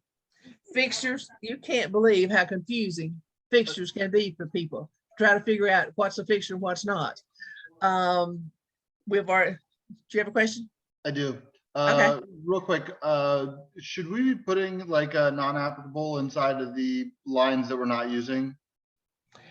Generally what I do, I just put a couple of dashes. Okay. You can put, it's not that it's not applicable, it's just that we don't use it in our area. It's applicable in other parts of the state. So it's kind of strange. Like just something on there, like none? Yeah, you can put that. And like I said, I don't like blanks. So you're right. I want something in there. So either put 2 dashes. So this says I've seen it. I'm not answering it. Yeah, which is what is what I would recommend and what I do, because it is applicable. It's just not applicable in our situation. Right. None. You see what I'm saying? So it's kind of, right. It's an ambiguous answer. I realize that, but I just put 2 dashes to say, hey, I know that blank is there, but I'm not putting anything in it. Okay. Okay. Because you're going to be doing it online. Right. Okay. Thank you for that question. Okay. The fixtures, 2 or 3 things I want to point out to you. all stoves, ranches, and ovens, built-in appliances, attached microwave and vent hood. You know that anything attached to the house is a fixture, correct? There are such a thing as freestanding stoves. There are stoves that you can slide into a cutout section in a kitchen. We were having so many problems with that years ago. They decided all stoves stay. It doesn't matter if it can be easily removed. All stoves stay. So that's why you get the word all here. Another thing to watch out for is storage shed. A storage shed in a utility building. Arguments over that as well. Sellers thinks they ought to be able to take the storage shed. The buyers want the storage shed, and if it's not written in the contract, the storage shed didn't stay. Well, now it does. I think it was not this past update, but last year, they put storage shed, the she shed stay. So the she shed is not going to go with the she, and a utility building. So just make sure if you're listing a property, you're walking that property with that seller and you're looking around and there is a shed. What is your question is going to be? What are your plans for the shed? Did you want to take the shed with you? Again, ask, stay in curiosity. And if they say, well, of course I'm going to take my shed. Well, yes, I want to take my shed. Then, because the contract says it stays, you're going to have to go down here and put items that do not convey. There's a section. Anything that is listed up here in that section that's not going to stay needs to be listed right here. If they're not going to leave the storage shed, it has to be in the listing agreement, and you have to put it in MLS as an exception. It's a fixture exception. So when the buyer's agent looks at the MLS, they say, oh, they're not leaving the storage shed. So they make the buyer aware. That doesn't mean the buyer won't ask for it, but they would need to make sure to ask for it, okay? Because right now the seller's saying, no, you're not getting my shed. You tell them if it's still there when they're showing the property, it's for sale. Yeah, right, it's for sale. Yeah, there you go. That's often, and that could it'll come up if they want it. Yeah, that's for sure. That's for sure. Another thing you want to watch for here is items that are leased. Propane tanks. That's one of the places right here you would put this. Propane tanks are rarely ever owned. They are leased from the fuel supply company. Have you guys run into solar panels yet as an issue? Yeah, a little bit, but not very much. We've had a few questions, probably half a dozen. I think we're going to be seeing more of those. Our biggest issue on those has been the expense that seller still owes. They're going into the That's because they are expensive, and the seller still. I mean, it's kind of like that security system. The seller is on the hook for the cost of that, and they may be on the hook for long, for several years. So you might have to negotiate that. And I don't know how it's run, but what about like the electric car chargers? Is that something that's leased? We have not. I have not heard one person bring that up. But I don't own one, so I don't really know. And well, wouldn't you think that would be a fixture? Doesn't that have to be? I would think it was built in and wired in, so I would think. I would think it would be wired. I'm just wondering if that's something that's leased or if it's like payment types of things, or maybe they're not expensive at all. I have no idea. I don't know either. And like I said, we have not had that question. I have not seen it or heard it yet. Another thing to look into, all right? Because I'm sure it's coming. I don't know if they're not expensive, then maybe it won't come up ever. It might not. Well, I would think if someone's taking the car, they're going to need the charger to go with it. Well, wouldn't you think so? Yeah. Well, these Ring doorbells, they're attached, and you'll see sometimes in the agent remarks, that the seller is replacing the doorbell. They're taking that. As long as they disclose it, they can, but otherwise it stays, so you kind of have to watch those things that are built in. And that brings me up to this one right here. Unpairing and deleting data from the devices. That was another thing they put in a couple of years ago to make sure that the sellers understand that they cannot have any access to that house and Alexa's got to be back to manufacturing settings. Yeah, So the unpairing but you know what? Nobody has said, and I haven't heard of an issue yet. How do you know? How do you know if it's been unpaired? Well, a lot of times it'll go back to some sort of default, like startup. You know, like if it's paired with something, then it's not looking for something. But a lot of times, like when you actually clear it out and you power it up, it'll say that it needs to connect to something. Oh, okay. You know Well, what like I I'm said, that's saying? where Like, it says like- it has to go back to manufacturer settings. So I guess that's Yeah, what you're saying. Go back to right. the You're, initial you're setup. yeah, you're basically resetting it to default. And usually when you turn on something like that, it goes, you know, what would you like to pair this with? Okay. Because it won't work by itself. But if it's paired with something, then Then it and does. that something's not near it, then it's not going to ask you for something. Exactly. So that's what you got to make your sellers aware of. Yeah. I say, and because that's a real biggie. Things, even garage door openers. That's another one of those things that they've got to disarm in some way. Yeah, there's usually a button on the motor itself. Like a little red button that you press for like 3 seconds to reset it. But just make sure they are aware of it. Invisible fencing is another thing that sometimes people question a lot.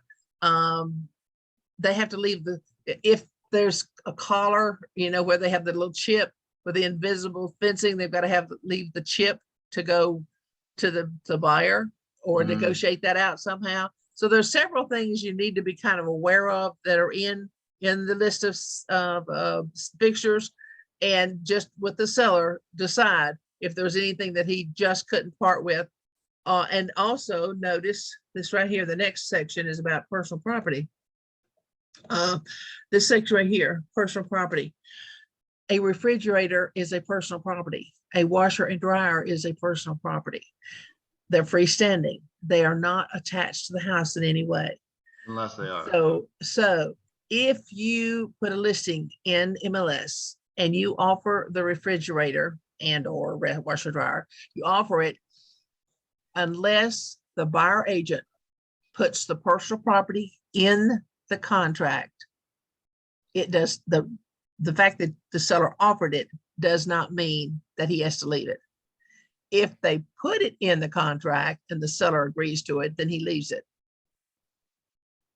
It's natural to think, well, it was in the MLS, so therefore it has to stay. A personal property item does not have to stay unless it's on the contract itself when it comes in. So the seller could sell that refrigerator to the neighbor next door the day before closing.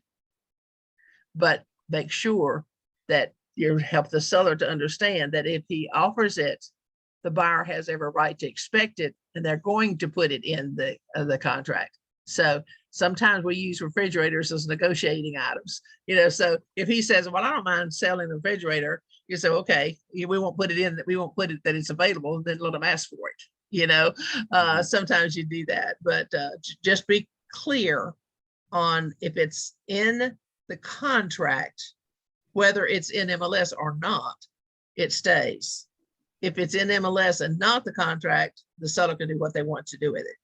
That also brings up the point on fuel that's in fuel tanks.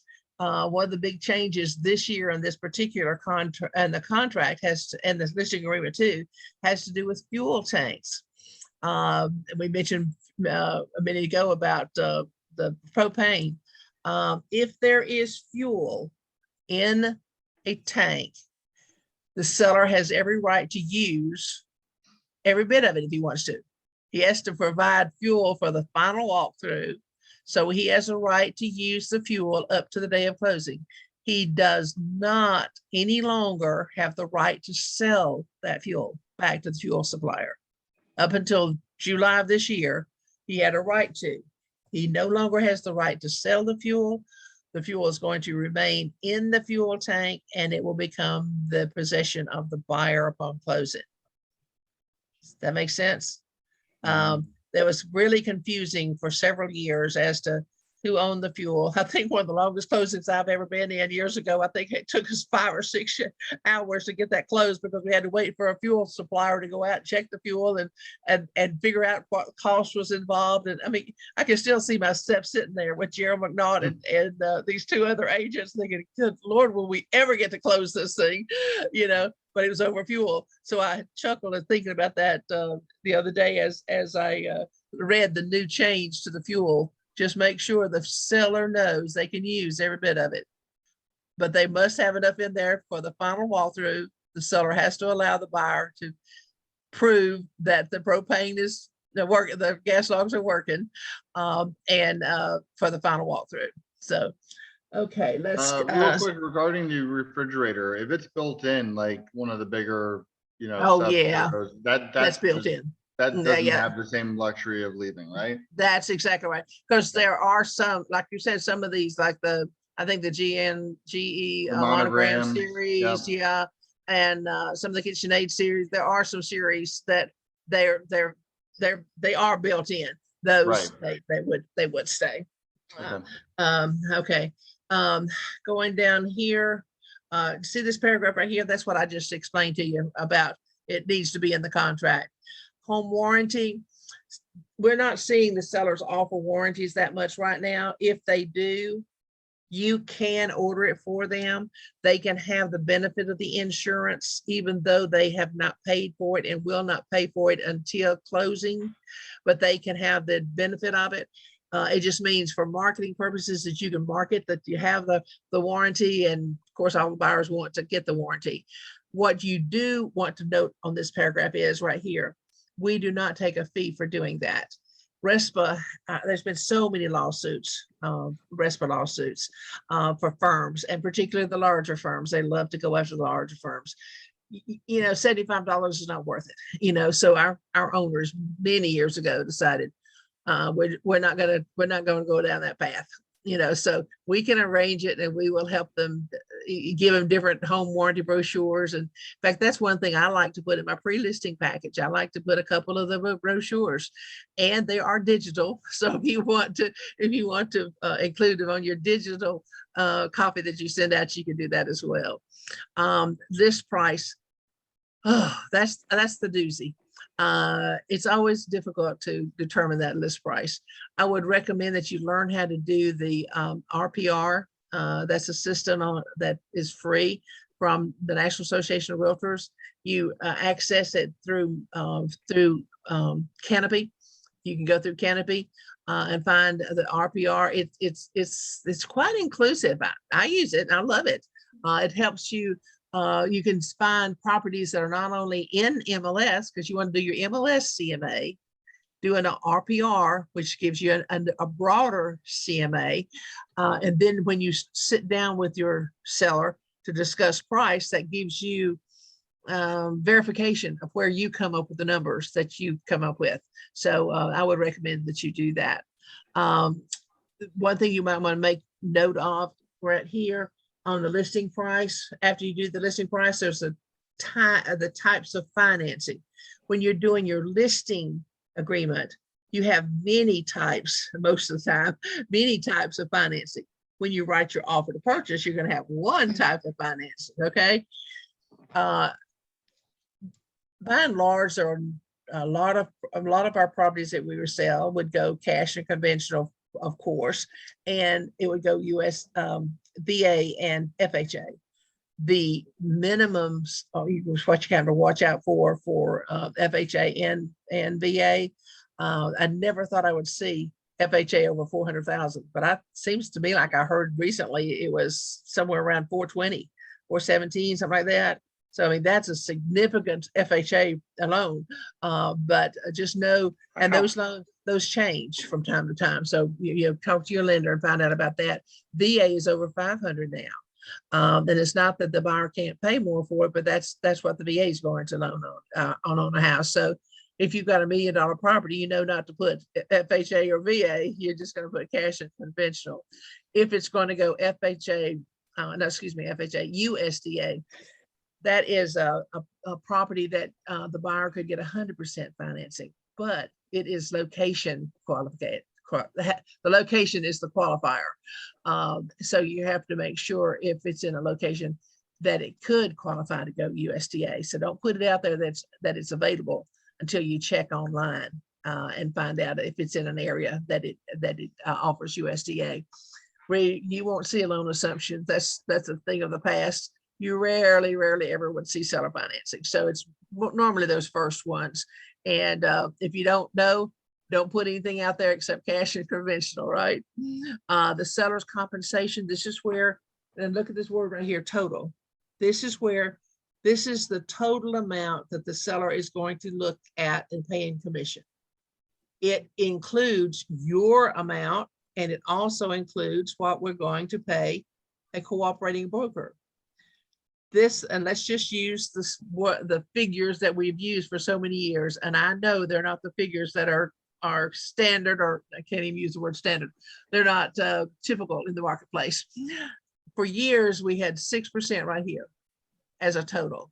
And out of that 6%, we'd come down here and we would agree to pay a buyer's agent 3%. That's kind of what we thought when we got into real estate we'd be making. Well, the last couple of years, that is not what's happening.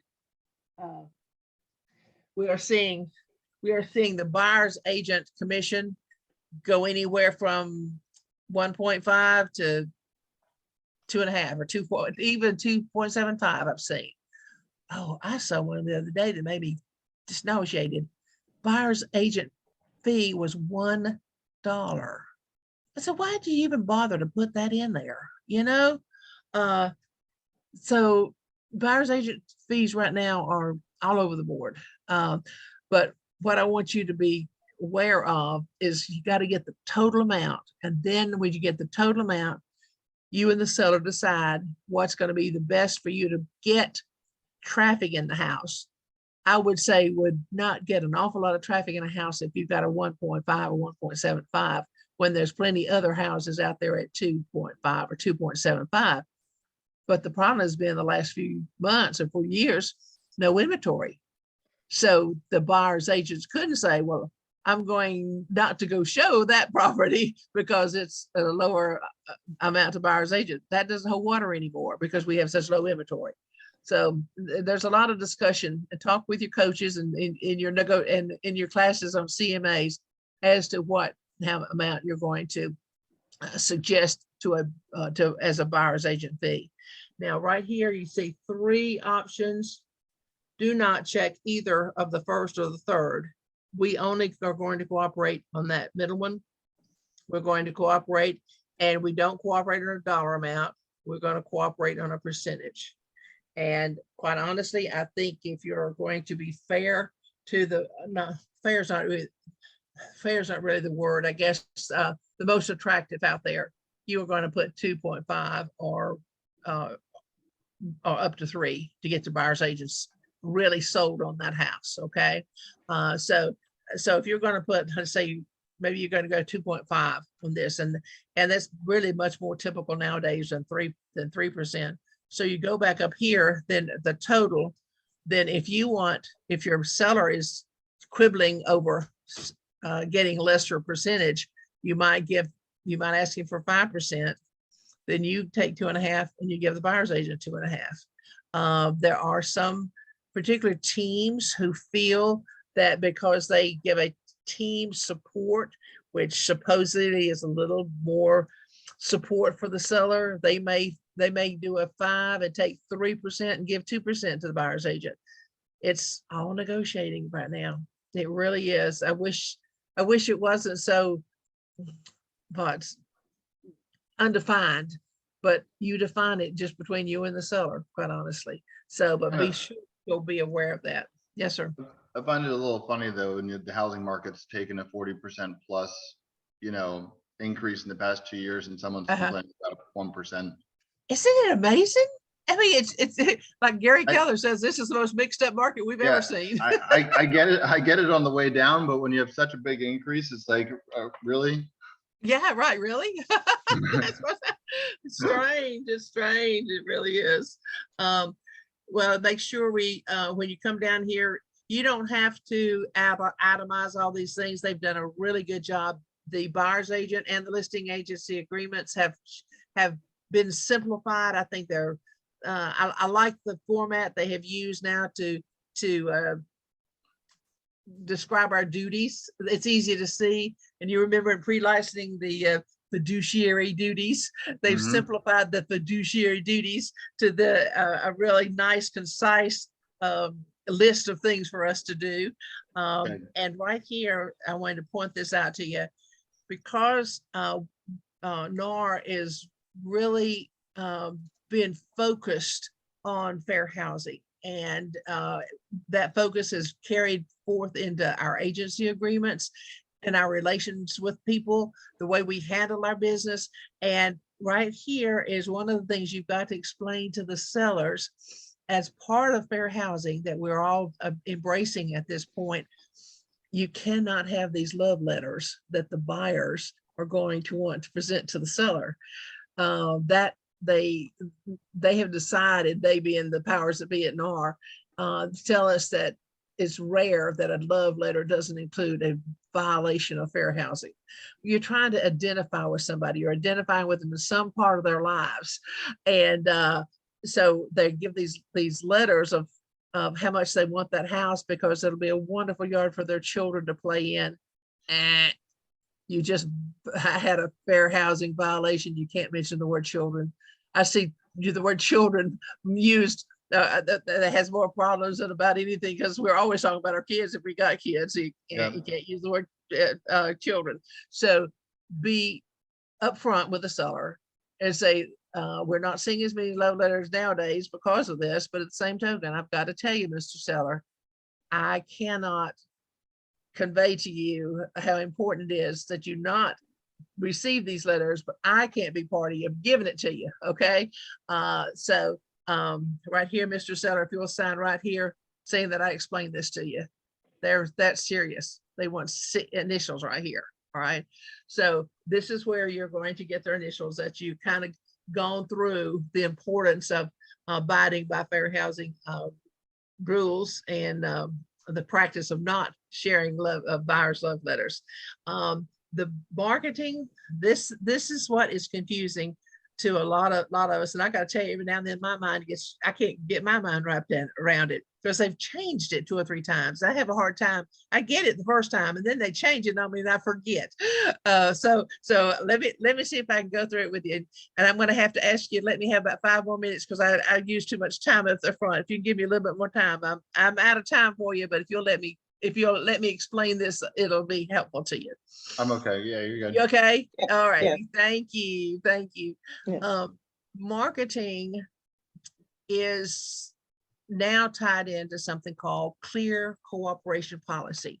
Back in May of 2021, yes, right when COVID was really in full swing, they introduced this new policy from the National Association of Realtors, which filters down to every MLS.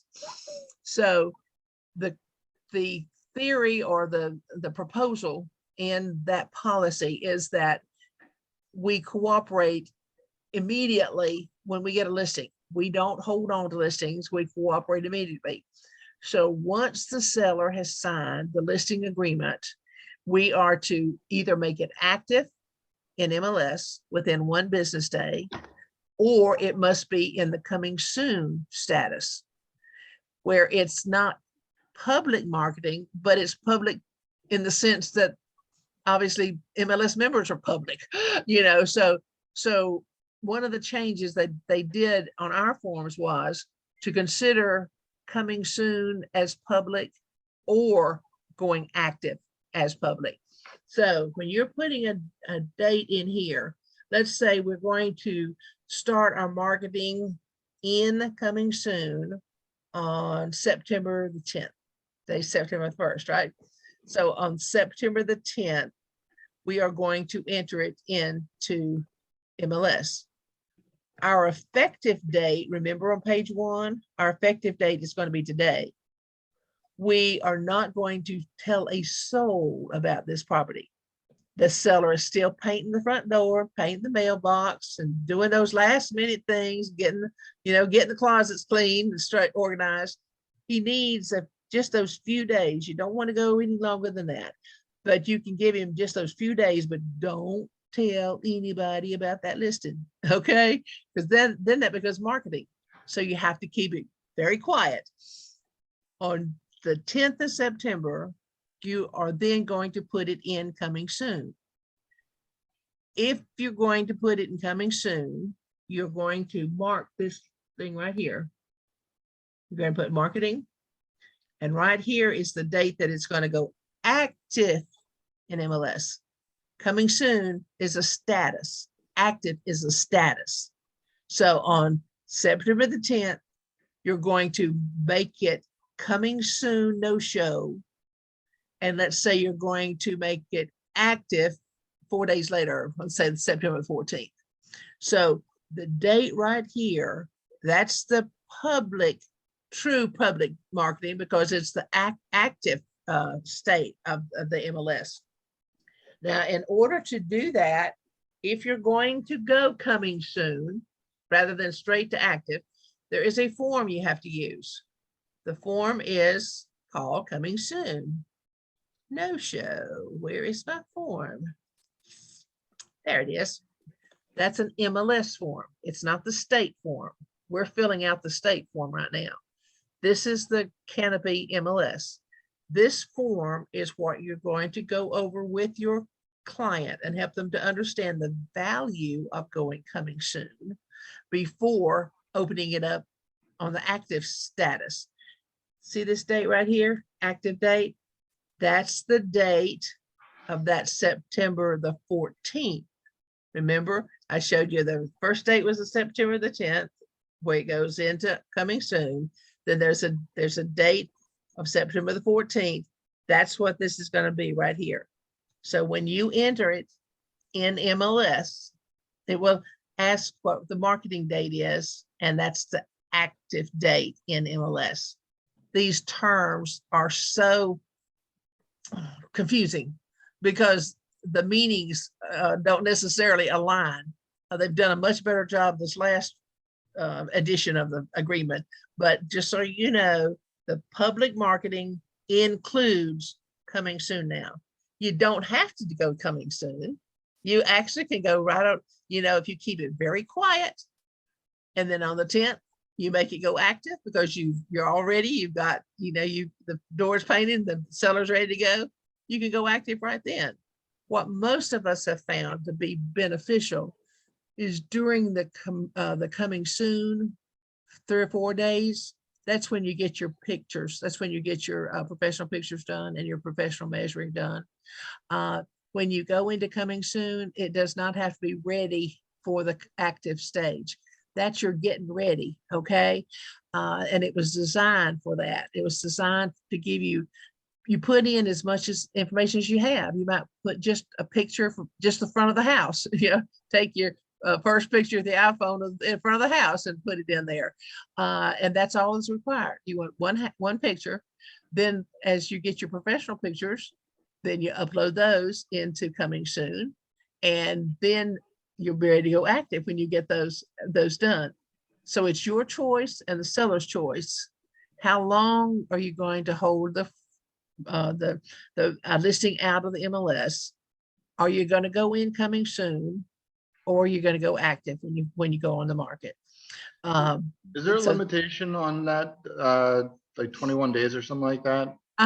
You can only be in coming soon for 21 days. Okay. Yeah. And it's very rare that people are going 21 days, especially this last market, the last few months. Right. Even before, most of the time, quite honestly, more of our agents use it as a teaser to the market. Right. More so than getting the house ready. They want to tease the market a little bit. It buys the interest without having days on the market ticking. Yeah, it does. Yeah, that's exactly let me ask one more thing. Is that when you put that into MLS, because I haven't put a listing in before, is that all, like once you put the information in and you say it's going to go active in 4 days, do you have to go back and manually do it, or will it automatically go active at 12:01 a.m.? When you put the listing in initially, you're going to save it as incomplete. You can work on it all those days to make it incomplete. Okay. Then you have to go in and save it as coming soon.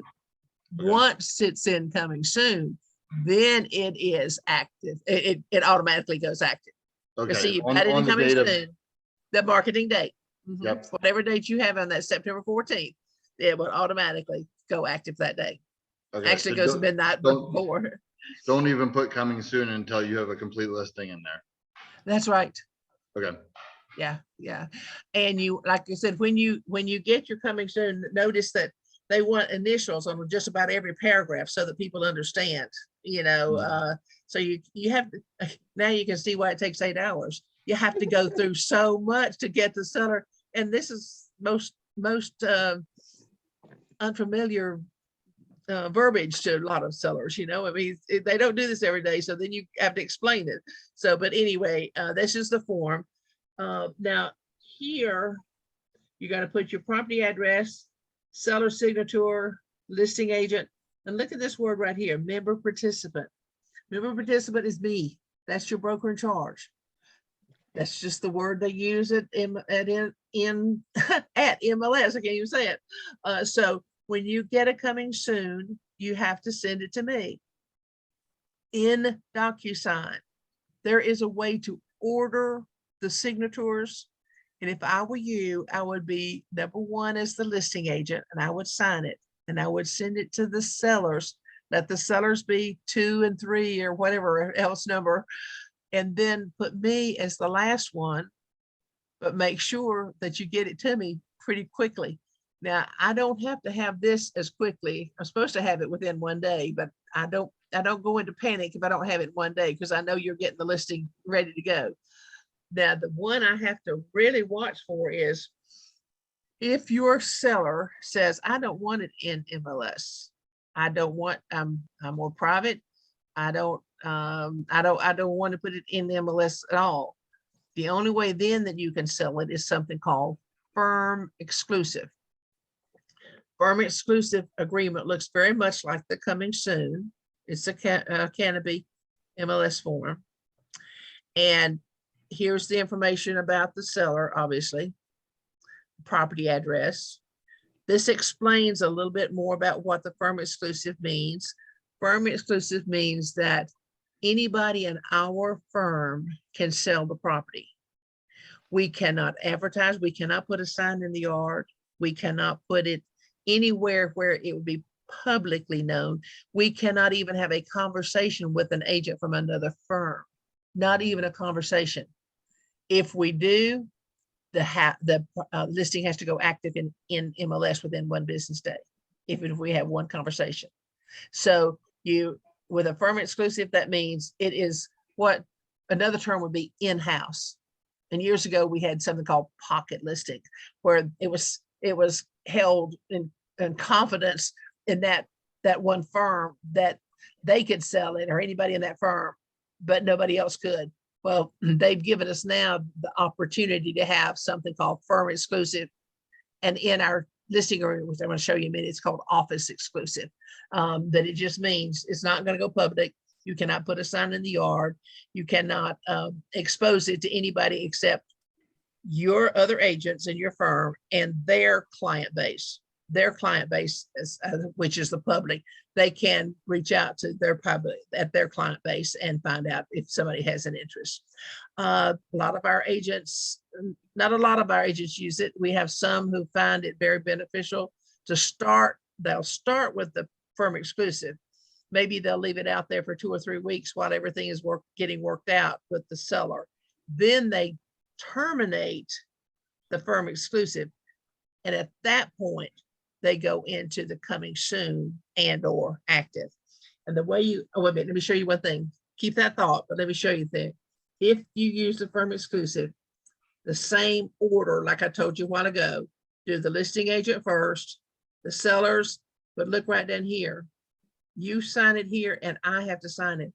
This is critical that I have it within 2 business days, because by the end of the 2nd business day, I have to have registered it at MLS that we truly do have an active listing. It's a firm exclusive, and I have to give them the information that is right here. I have to give them that information.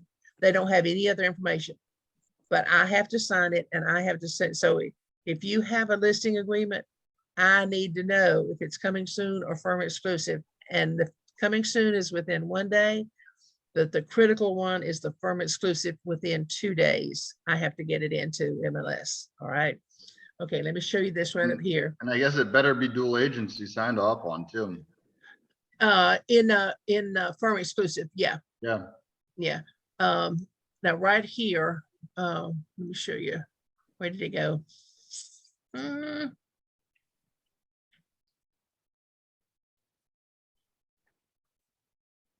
Yeah. See, let me see if I can show you the pattern. Okay, so the marketing is either going to be public marketing or office exclusive. It's not going to be both. It's either public marketing or office exclusive. If you are going to go firm exclusive, which is right here, do not check anything in this section, because none of this section is applicable. If you go firm exclusive and you check this, go on down here and let me show you. And you want to terminate that and go back to the public marketing, use standard form 710. That's an agency amendment form. And I have a sample that I can show you what you want to put on it, where you want to terminate the firm exclusive. You want to enter it in MLS on such and such a date. And you're going to enter it as coming soon or active. So it kind of helps you to know what you want to say to eliminate the firm exclusive and go into coming soon and active. You don't see that very often. You don't have that many agents very many sellers that want to go firm exclusive. Most of them, they want it out there for as many people to see it to sell it. Okay. So so you're going to see that mostly, but I will send you that form too. Then the rest of the form basically is what the seller, all those things. Bless you, honey. Thank you. These are the things I mentioned earlier on. The seller needs to provide for you. Some of the things that they're going to need to provide. And this thing called the receipt of sample forms. Remember, I told you there were some forms that had the word sample written on them. That's where you'll check off that you're going to provide those forms. And I generally put those in my pre-listed package, to be honest with you, because that way they have them and I don't have to work, make sure they get them here. And the other thing I wanted to point out to you here's your, where's the agency? This agency pattern. This is a little new. If you might have looked at the forms, you may have during your pre-licensing, you probably have already seen the other forms that were in that format was used for many, many years. This is a new format, and I think it simplifies it and it's very easy to understand. If there is going to be dual agency, either the seller will allow you to be an individual or not. That's what's going to be signed here. And if they will allow dual agency with the firm, they won't allow you to be individual dual, but they will allow you to be a designated agent. Then this is where they're going to sign right here. They're going to initial right there. Now, if none of that works, they don't want anybody else in the firm involved. This is what they would have to check. I can't tell you that this has happened a dozen times. And people say, well, no, I don't want anybody else in your firm involved. But if they were to say that, this is where they would initial. You also are always selling. You've got so many agents, it would not be to their advantage not to allow one of our agents to show and sell the property. And when you put it in MLS, under company remarks, you're going to put the words dual agency is allowed or dual agency is not allowed. So the buyer's agent should be able to see on your listing whether to even show your property, because the seller has said, no, it's not allowed. There's no sense in them even showing it. And you want everybody in there showing it. So that's going to be your script to help the sellers to understand it's to their advantage to allow dual agency on the firm, but to let you be the designated person to represent them. Make sense? Yes. Well, I have kept you way too much longer, and thank you all for being so. I love your interaction. That's classes are so much better when you can interact. And thank you for your patience me getting started. Hey, thank you for your time. You're welcome. And you got questions? My email is just my name at kw.com. and you got my phone number anytime. And I'm gonna get your, I need to get your things right now. I want to make sure that I get your addresses, make sure okay. All right, I'm going to send those forms to you, and thank you so much for being with me. I look forward to seeing you again soon. Thank you again. Next week we'll be talking. Next week we'll do buyers. Okay. Great. All right. See you then. Okay, Take dear. care. Bye bye. Bye bye.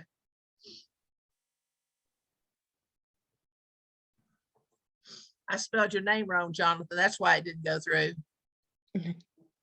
Bye, honey. Bye. Have a good day. You too.